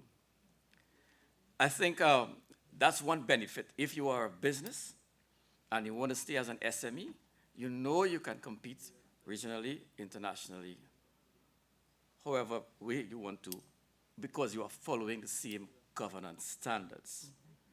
That is very important. The countries that perform the best in the CPI, that is the Corruption Perception Index, annually, without fail, are the Nordic countries. I'm not speaking about New Zealand and perhaps Singapore and stuff as yet. These countries perform very well. And I had the opportunity, I'll take my 6 minutes, right? I had the opportunity to examine why. And in those countries, in speaking with just the rank and file citizen and some professors too, and other experts, what came across clearly is that there is a level of trust in that society, in people and in institutions. In fact, they have coined a term for it. They call it the Nordic currency, trust. So my own view, and as Axel says, it's not I saw, it's not anyone else's view, is that we have to work hard because we are coming from the back, right? We are like the West Indies cricket team right now. We have to work very hard to get back to the front, or to get to the front anyway. But we have the potential. We have great potential fast bowlers and batsmen and so on. We have great potential. If we can work hard within our own organization, first of all, charity starts at home, within our country, within our region, and then look globally. We can't, what I see happening here sometimes is that we build ourselves at the expense of others. We become a great organization by climbing on the backs of others. And forgive me if I say something out of the way here. Sometimes if you know, you go to the supermarket or you go to the store somewhere, and it's a huge place, lots of outlets and stuff. Particularly you find this in the US. But the staff who's serving you, you have to give them a tip. Anyone ever thought about that? Shouldn't we grow ourselves together with our people and our staff as well? So I think, forgive me if I'm out of order here, but I just think we need to think holistically, leave no one back. If we have to move forward, build that currency of trust, and then we'll be able to see the tangible benefits that can accrue over time, and I think for the longer term sustainability. Thank you. All right, I feel like during the Q&A session that will come up after Mr. Headley's presentation, we'll have to get back to the specific area of public sector, Dion, and to the rest of our panelists. I mean, we have a distinguished professor and senator here with us, I'm sure, who can speak to that at length. But for now, we will leave the panel there. We do ask you to stay here because we do have a number of questions already coming in for you. But we want to pause that discussion to bring Mr. Ben Headley to the fore for his presentation. I should go back to the podium, maybe. Maybe it doesn't matter. So Mr. Headley is a Senior International Engagement Program Manager at BSI. He's been working at the UK's national standards body since 2013. He managed ISO, IEC, CEN, and several technical committees for 5 years. And since 2018, he has been the Senior Program Manager of the Commonwealth Standards Network, CSN, and is also BSI's International Engagement Manager for Africa and the Caribbean. The CSN promotes the use, development, and awareness of international standards as a tool to support trade throughout the Commonwealth. Prior to working at BSI, Ben worked as a program manager at the International Council on Mining and Metals for 5 years, where he developed mining industry good practice guidelines based on principles of sustainable development. So joining us virtually now is Mr. Headley. Good morning to you, sir, hopefully wherever you are, or afternoon. Welcome. Thank you very much. Thank you. Thank you for the introduction. Sorry I couldn't be there in person, but I've enjoyed listening to everything, and I will hand back over to the panel shortly for some more of their that excellent discussion there. So I will just talk a bit briefly about what the Commonwealth Standards Network is and how it relates to the work you're doing. So I will share my screen, and hopefully you will be able to see my presentation here.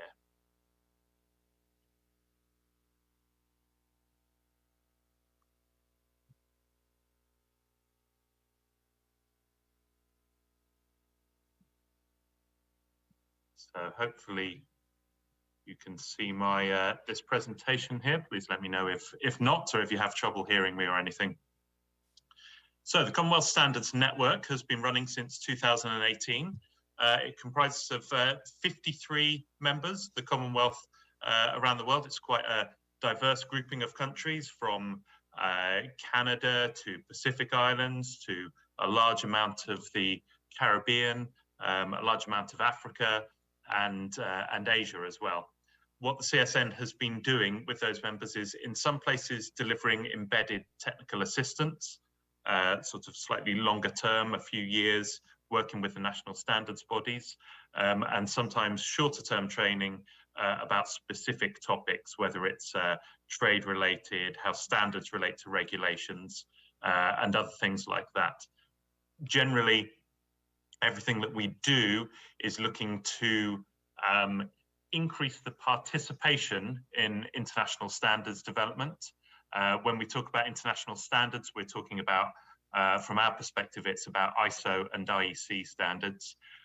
We're not developing any new standards at all, and the CSN doesn't have a viewpoint on the development of standards. It just promotes the use of pre-existing standards and tries to promote that more countries get involved in their development.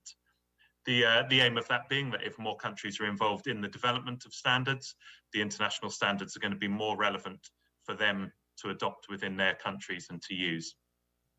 All of this leading to, obviously you all know the benefits of using specific international standards, but the overarching theme that we're looking for is increased trade, increased economic prosperity, and positive developmental outcomes through the use of international standards, for all the various reasons that that you know about for why they can achieve that.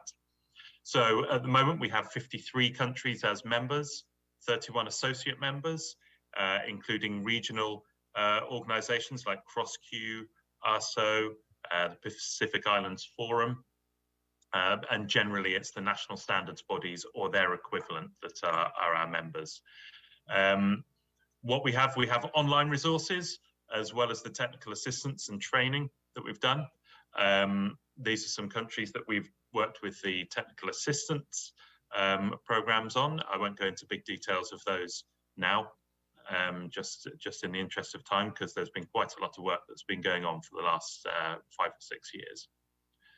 The CSN online portal, commonwealthstandards.net, is where you can view things like the e-learning programs, which are generally on things like for an audience of NSB stakeholders to share on why international standards are used, why they're useful, the benefits of using them, how they can support policy as well. So discussions with governments on why the governments should support their national standards bodies, on why they should consider using international standards as a tool to support regulation rather than them being the actual regulation themselves, following the model of voluntary international standards to support policy and regulations. So we've got e-learning on those things, as well as having publications.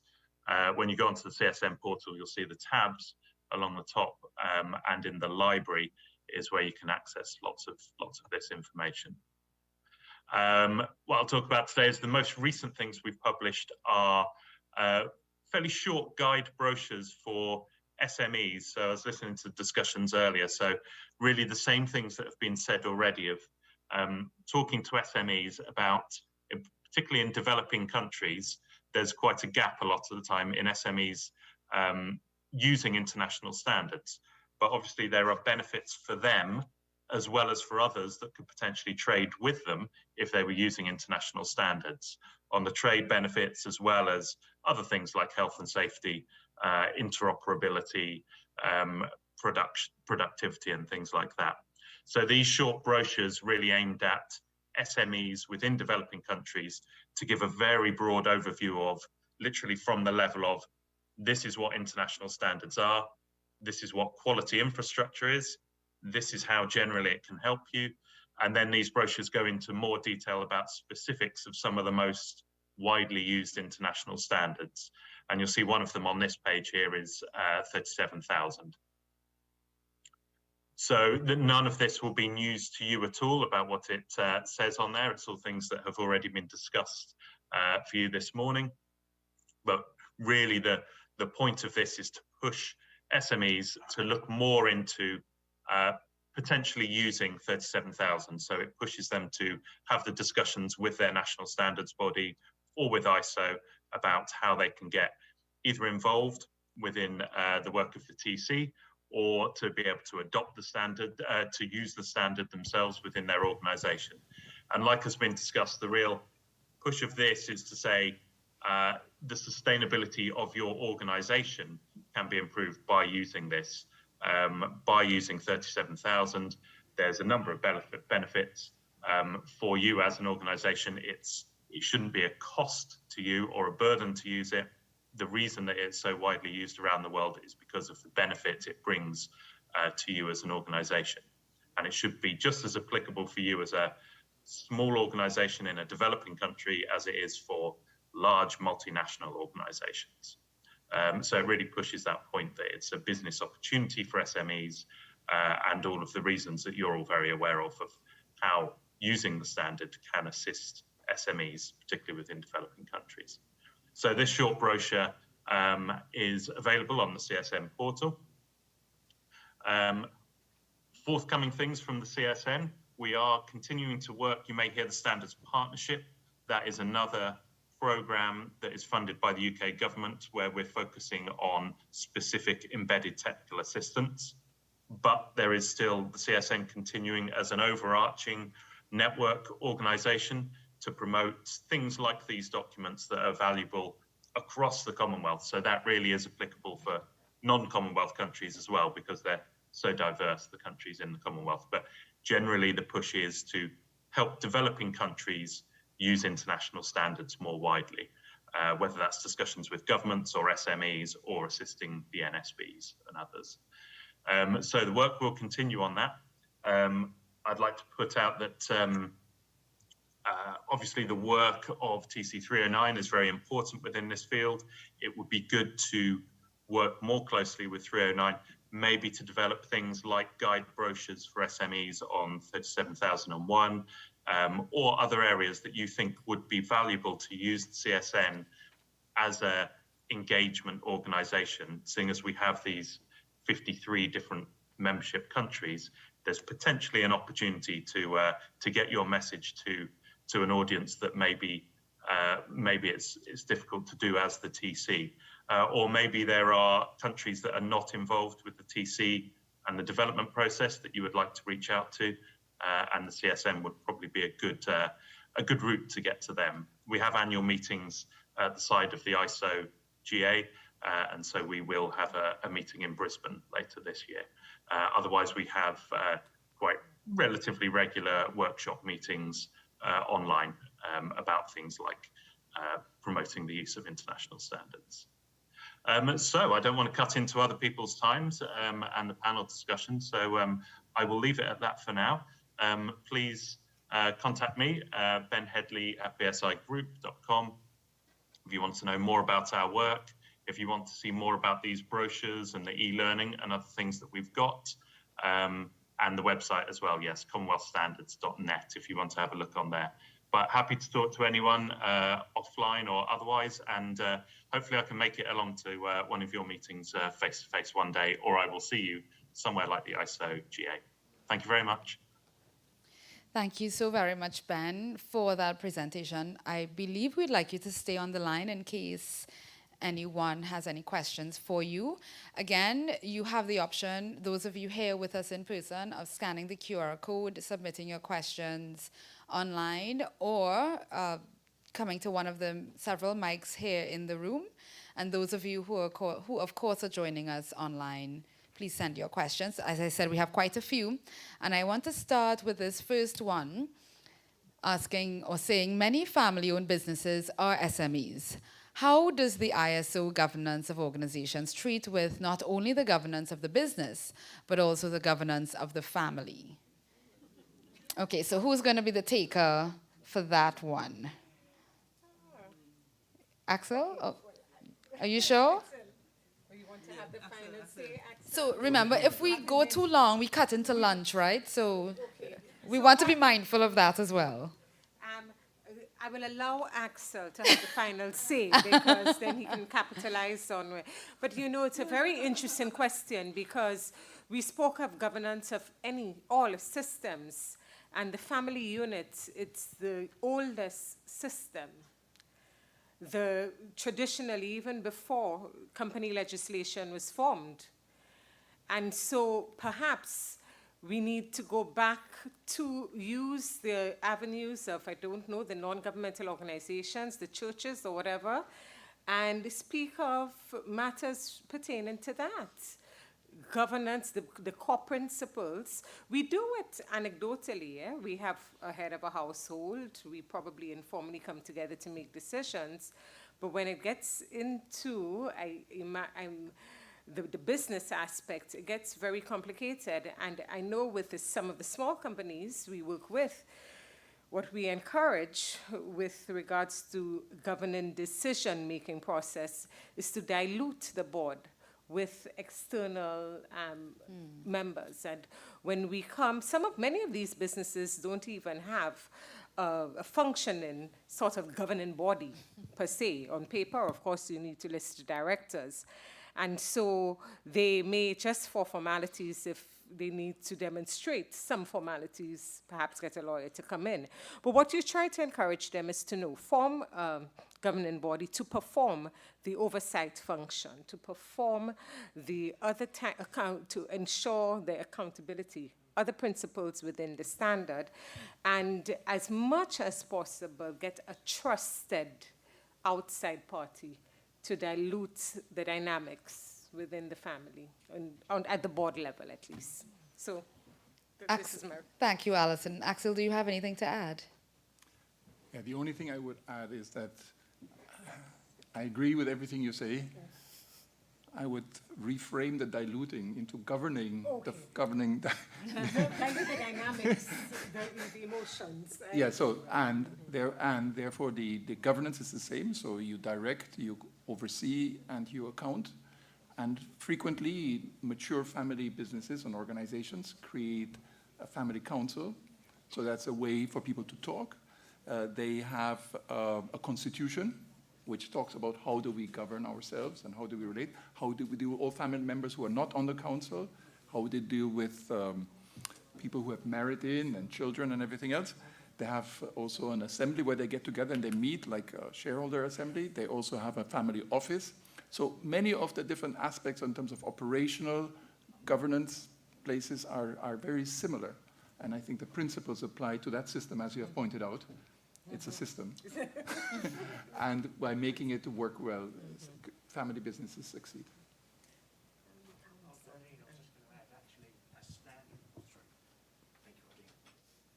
As standard writers, we need to be cognizant of our audience. And I found that question really interesting because I'm currently working in the Middle East. And a lot of the organizations in the Middle East are very much family-owned firms. Some nations are family-owned firms. And when one thinks about it, and actually the bit that I found really, really interesting over the past couple of months is there is a real thirst in Saudi Arabia, in UAE, and in Kuwait to adopt 37,000 and other relevant standards. And actually these guys and girls are implementing those standards. They're working through the challenges that come through a family structure, but it's still being used and it's still being deployed. So it is doable, it just needs a little bit of thought and it needs us as the standard writers to be cognizant of the challenges that come with adoption. Thank you very much for that. Yeah, it is a very interesting question. I think that would be very relevant across the region and many other places. So we go now to this. Yes, sure, Dion.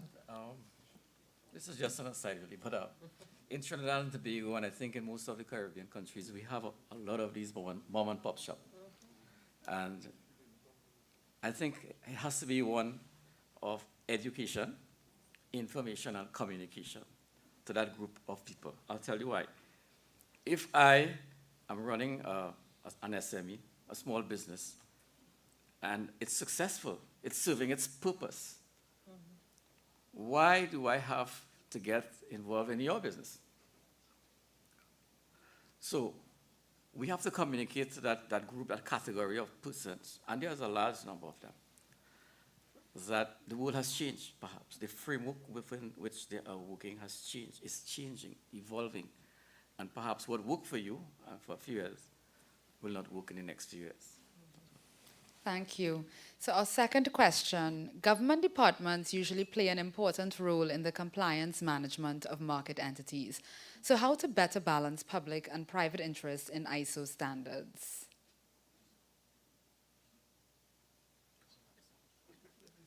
Do I need to repeat? Yes. Government departments usually play an important role in the compliance management of market entities. So how do we better balance public and private interests in ISO standards? I mean, the assumption is that there is a lack of balance in the management of those interests. So how do we improve the balancing of those interests? Okay. Sure. Okay. So I'll take one case only in terms of, by way of illustration, let's say state-owned enterprises.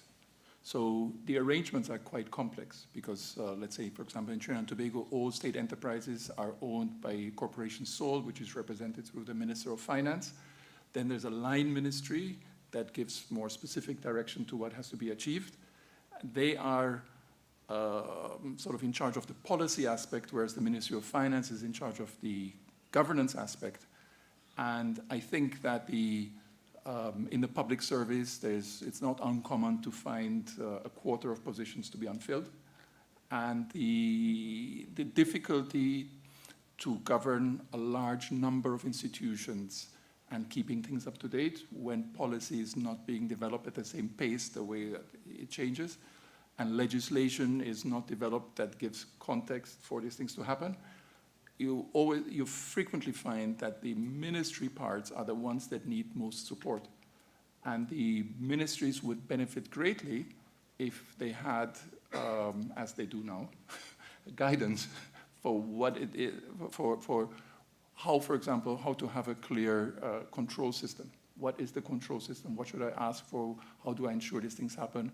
As we were said earlier, I think in terms of putting in whistleblowing systems and compliance management systems, those are all aspects that they could now regulate for by making direct or indirect reference to standards that enable organizations to do that and for them to use to guide those aspects.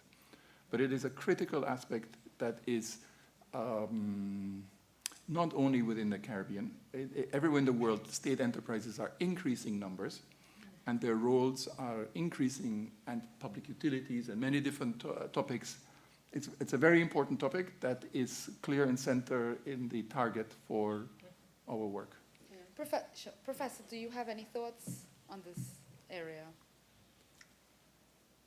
Not really. So can I share some thoughts then with 1 or 2 minutes?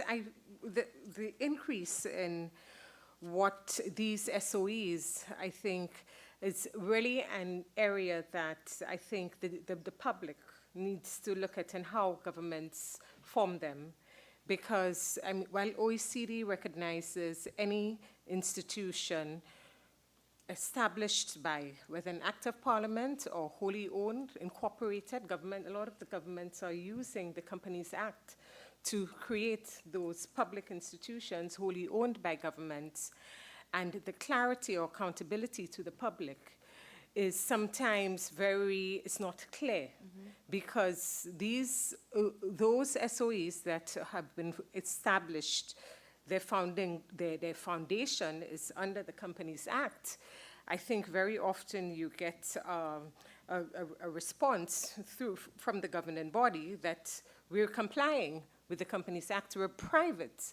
But the OECD recognizes you're public. You have, you collect tariff. And whereas the SOEs established by law at least are accountable to the people through Parliament, through the laying of reports. And I think it's a complex area, very good question. It even gets into the space of when you have these SOEs incorporated under the Companies Act and competing with other private sector entities that are owned by shareholders, private participants in the economy. So it's definitely something that needs to be looked at further. Yes, Dion? I think there's a great role for regulators to play here. And I know we have some sessions coming up this afternoon. We have the SEC and so involved. But they perform an important and a responsible role in these areas to ensure that there is an equitable situation, a balanced situation between the private sector and the public sector, state-owned enterprises, whatever name you wish to call them. Thank you for that. We do have many interesting questions here. I want to ask Mr. Trejo if he would allow us to go over a bit so that we can take a few more before we get to your closing remarks for the session. Okay, fantastic.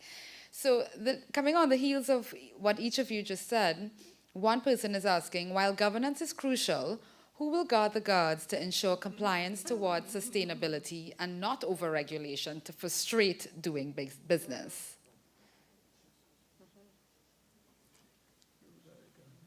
I guess.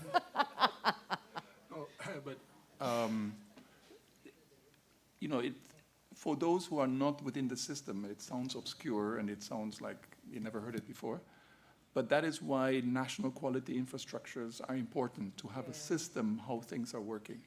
And that is why, you know, sometimes it's not the most sexy thing to think of, but when it comes to actually trying to assure something without conflicted points of interest, it is very helpful. And the clearer these terms are, the clearer these processes are, the quicker we can run. Okay. In developing standards, I believe the views of stakeholders are usually very important. And I think ISO encourages this as many points of view as possible.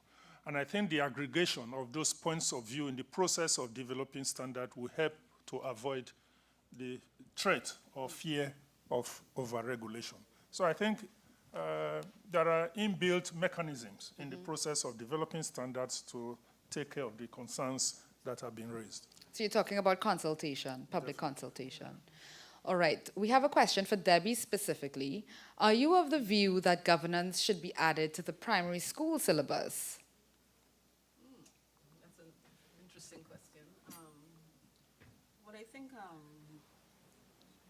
I think it could be, and it should be actually, because it's like setting the embryo for understanding, and I don't see a problem with it. I think it's how it is going to be, how it would be introduced, and I kind of think how that could be done, but I don't see it as something that is. I see it as a good idea, but and it could be part of the whole exercise and learning by doing different things with collaborations on projects and social responsibilities and things like that.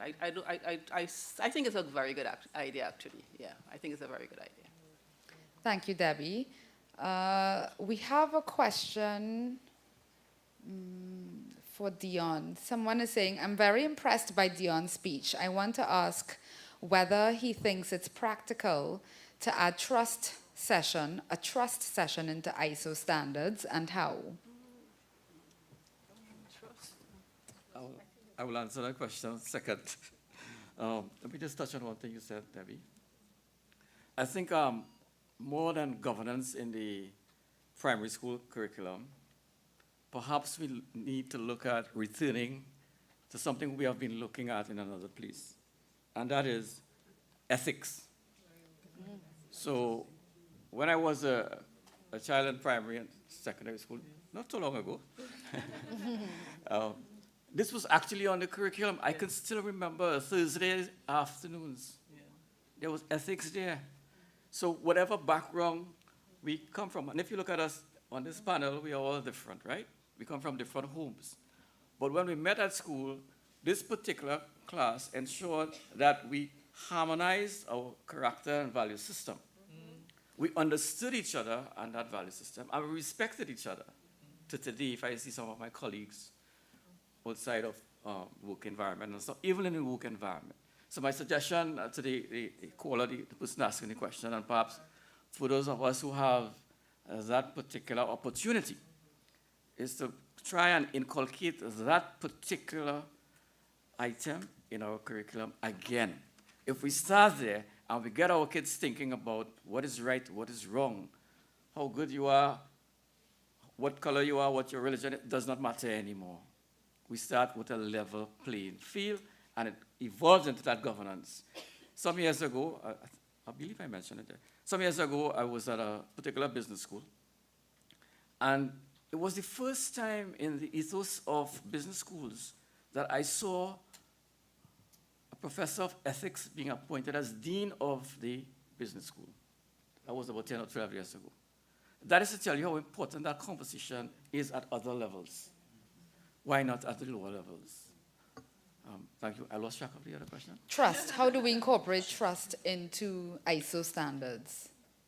How do we incorporate what? Trust. Trust. A trust session specifically is what the person asked about. I think sessions like these do well. I think Professor mentioned consultations, and we have to start at the levels of the SMEs, the NGOs, the CSOs, all organizations that exist within our jurisdictions. Ensure that they are at the table. They understand the language that we speak, the standards we want to implement. And there is no inconsistency. There is no opportunity for anyone to say, I distrust the system. Let me give you one example. That particular example I gave you, it was in Denmark. And I know perhaps we have colleagues here from Sweden, so they will know what I speak. Axel, certainly. Huh? We have Denmark. We have Denmark. Right. So I heard this example. This guy said during the vacation time, he would go up to the hills. And there's a little hut there. He would enter that hut, and in that hut were goodies. Food, clothing, water. And he would go into that hut, take what he wants, use it, and when he goes back down to civilization, he pays for it. Trust system. We have to build that into our culture, and just to carry on from previous conversation, from the primary schools up into the higher levels of organizational existence.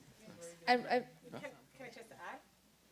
You have 30 seconds. 30 seconds. I think the work that ISO TC 176 has been doing on quality culture within an organization would help, because it's speaking to behavioral patterns, beliefs, and that would build on trust. The other aspect for the primary schools, alongside the ethics, the theory of knowledge, DEMIN, PDCA, I think is a good anchor to teach our youngsters to consider risk in planning, doing. How do you check an independent eye and improve? So next to ethics, PDCA. Mr. Dupree, Mr. Dupree, I see you have the mic because you want to ask a question. Is it the same question that you submitted online?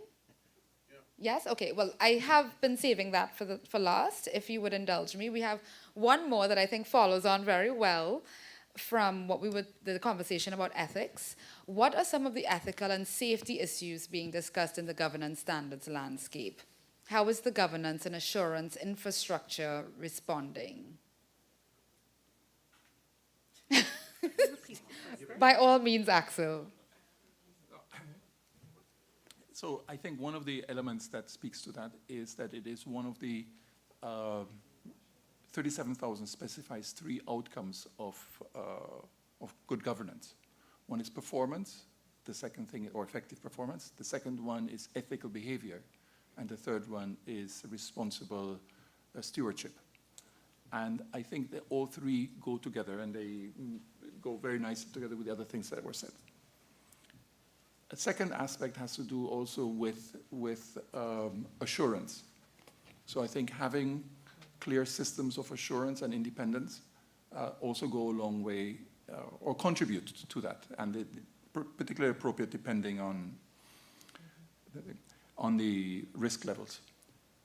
And when it comes to safety, for example, one of the aspects that is in Principle 12, or the 12th principle on viability over time, governing bodies are guided to consider all the capitals, including human resources and others that they are depending on and that they're using in this thing, and how they are being affected directly as well as inadvertently, and how they relate to one another.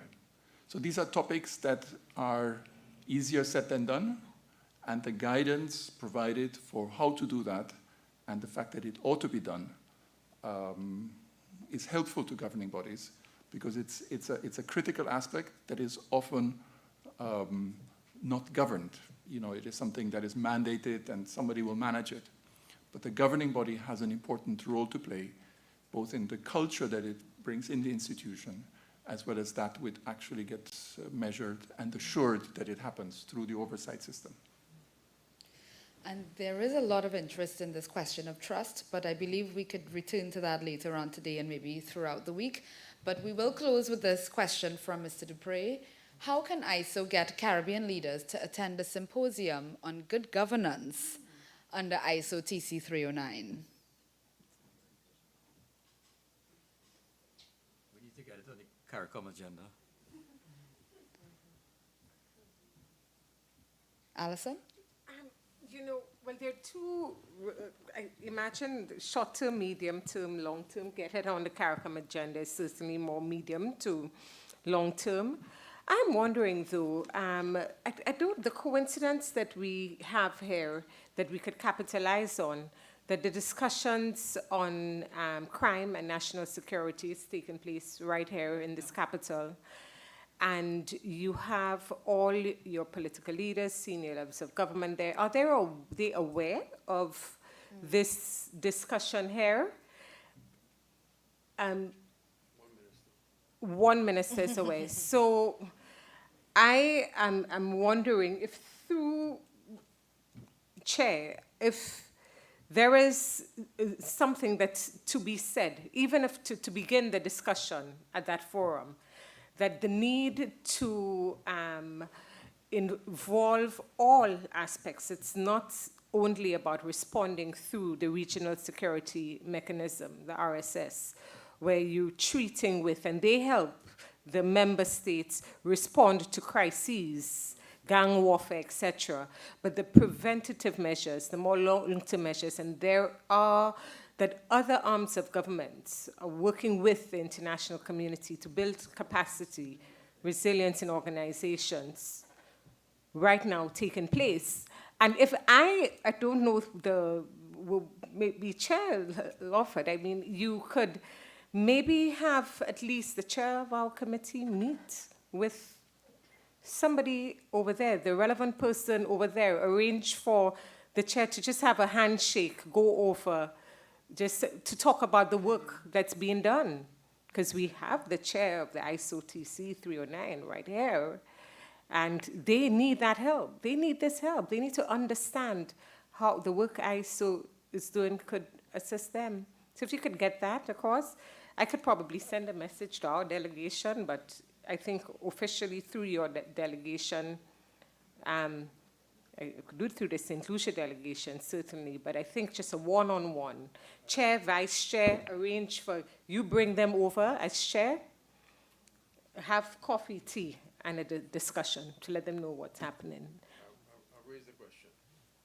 So that's the first step. So when it gets officially to the CARICOM's desk, through your ministry, through COTED, and so they would have met you face-to-face, But we're not going to get this opportunity again in a while. Thank you. I mean, there is one question about civil society. I'm not sure if anybody wants to take that up very quickly before we go off to lunch, but they're asking specifically about where civil society fits into this configuration. Sure. Okay. No, but I mean, you go first and then I'll go ahead.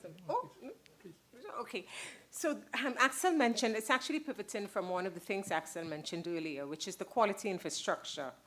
And you'd have a very, very important role there as NGOs to support the promotion of this through your associations, through your councils, your groupings. I could speak, for instance, from even, I mean, some of the NGOs that I'm involved with in our own circle, the Quality Professionals Institute, Chartered CQI, Caribbean branch, that has been formed in their own work, their own means. But the NGOs are specifically and formally recognized within a quality infrastructure for promoting standardization, quality initiatives for sustainability. So that's as far. Yes, Professor? Yeah, I believe that every country has a national action plan for the implementation of ISO standards. And within those country action plans, provisions can be made for the civil society, how they can be better engaged and incorporated and consulted in the work of ISO. I think that will bring about a more robust contribution and involvement of these organizations. And if you may permit me, the last point that was raised with respect to the Caribbean, how to get the leaders to get more engaged, I think we can also extend the discussions or the recommendations beyond the Caribbean to the rest of the world, particularly developing countries, because I feel that there are similarities in terms of the difficulties that have been expressed and the way to overcome these difficulties by getting the leaders themselves to take more interest, to show, be more involved in the work of ISO and all the standards that are being developed. They should be reached and encouraged to show more interest, not just within the Caribbean, but globally. Absolutely. Any final comments before we go to Mr. Trejo? All right, so Mr. Trejo, please forgive the delay, but the floor is officially yours to bring closing remarks as we get ready for lunch.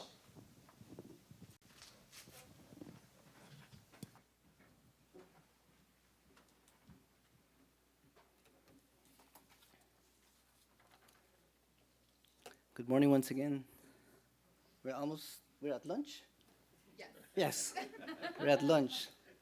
Sorry, the conversation has been very interesting, so I've lost track of time. I'm a creature of habit, so I will stick to the protocol. So indulge me if you will.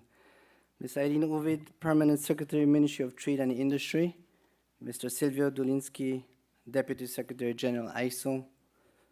Mr. Kev Breer, Chair, ISO TC 309. Dr. Axel Kravatsky, Vice Chair, ISO TC 309. Mr. Mike Hennigan, Committee Manager of the ICT, ISO TC 309. My good friend, Mr. Fulgent Simpri, Technical Officer for Standards, CARICOM Regional Organization for Standards and Quality. Our Chairman, Mr. Lawford Dupree, of the TTBS, management and staff of TTBS, special invited guests, members of the media, ladies and gentlemen. As we are now at the tail end of this morning's agenda, I would like to, at this juncture, to briefly reflect on our purpose. Perhaps provocatively, I have always viewed standards development within the frame of a tale of two cities, not in the literal sense of hope and despair, but rather in the sense that it allows for the inadvertent separation of roles in society. On the one hand, those that are invested in the rigors of developing standards, and on the other, those who must act on the use of standards for a better functional society. If not with this purpose, then, what good is the use of standards if not applied for this common good? As we deliberate this balancing act between development and the use of standards, there also lies the perennial challenge on how then to incite behavioral and, may I say, cultural change with perceived market failures always lurking in the background. With this in mind, our work is never ending, but any opportunity to bridge gaps between actors across the landscape, regardless of how far and wide, is a step closer to forging this collective effort to face these challenges head-on. Without going any further, it therefore brings me tremendous pleasure and pride as the newly installed Executive Director at the TTBS. I've hit the ground running only 2 months ago, to represent the national standards body of Trinidad and Tobago for an event such as this, my first ISO-TC Technical Committee meeting, where experts all over the world have gathered to work and discuss these ISO 37 suite of governance standards. As previous speakers have mentioned, good governance plays a critical role in the development, growth, and profitability of any business. In a complex global trading environment, there is a need for business transformation. Any success for this transformation will depend on governance systems that evolve to address growing risks and new opportunities in a rapidly evolving global business system. It would be remiss of me, of course, not to say that good governance is just as important and applicable to public institutions. Having spent 22 years in the government service in my country, Belize, I know how hard it is to hold the line when it comes to governance. We hope that the seminars and workshops that you will be participating in for this week will result in tangible benefits for organizations. And I mean all organizations, no matter their size, whether public or private. Every organization stands to benefit from the adoption of these standards and good governance. On behalf of TTBS, I applaud the fine work of our Minister of Trade and Industry for her astute leadership in ensuring that the TTBS remains committed to championing standards and quality as we strive to build an internationally recognized national quality infrastructure system. I extend my deepest thanks to all the experts who are represented here at this plenary meeting for their vital contributions.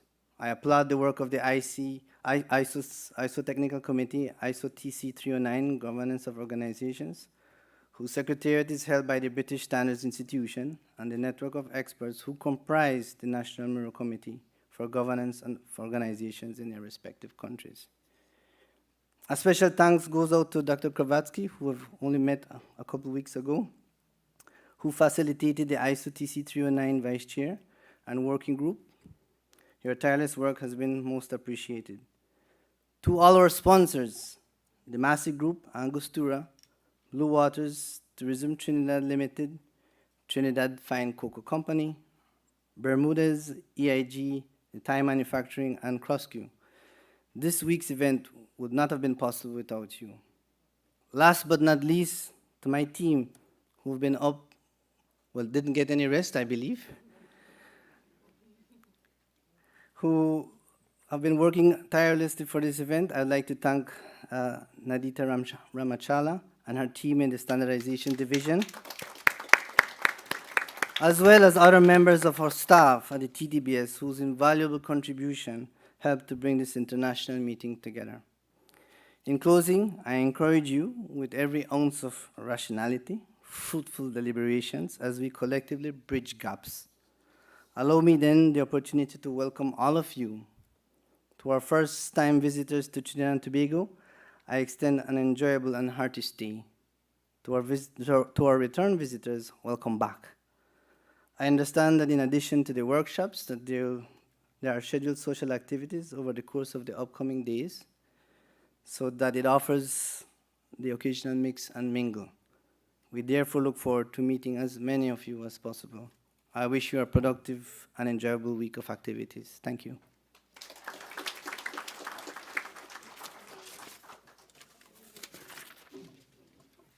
Thank you very much, Mr. Trejo, not least of all for your patience. And so that brings us to the end of the first part of today's proceedings. We will return this afternoon for the seminar promptly at 1:30. Yes, we've cut into your lunchtime by about 15 minutes, but I think that should give us enough time to get back here by 1:30 so we can get through all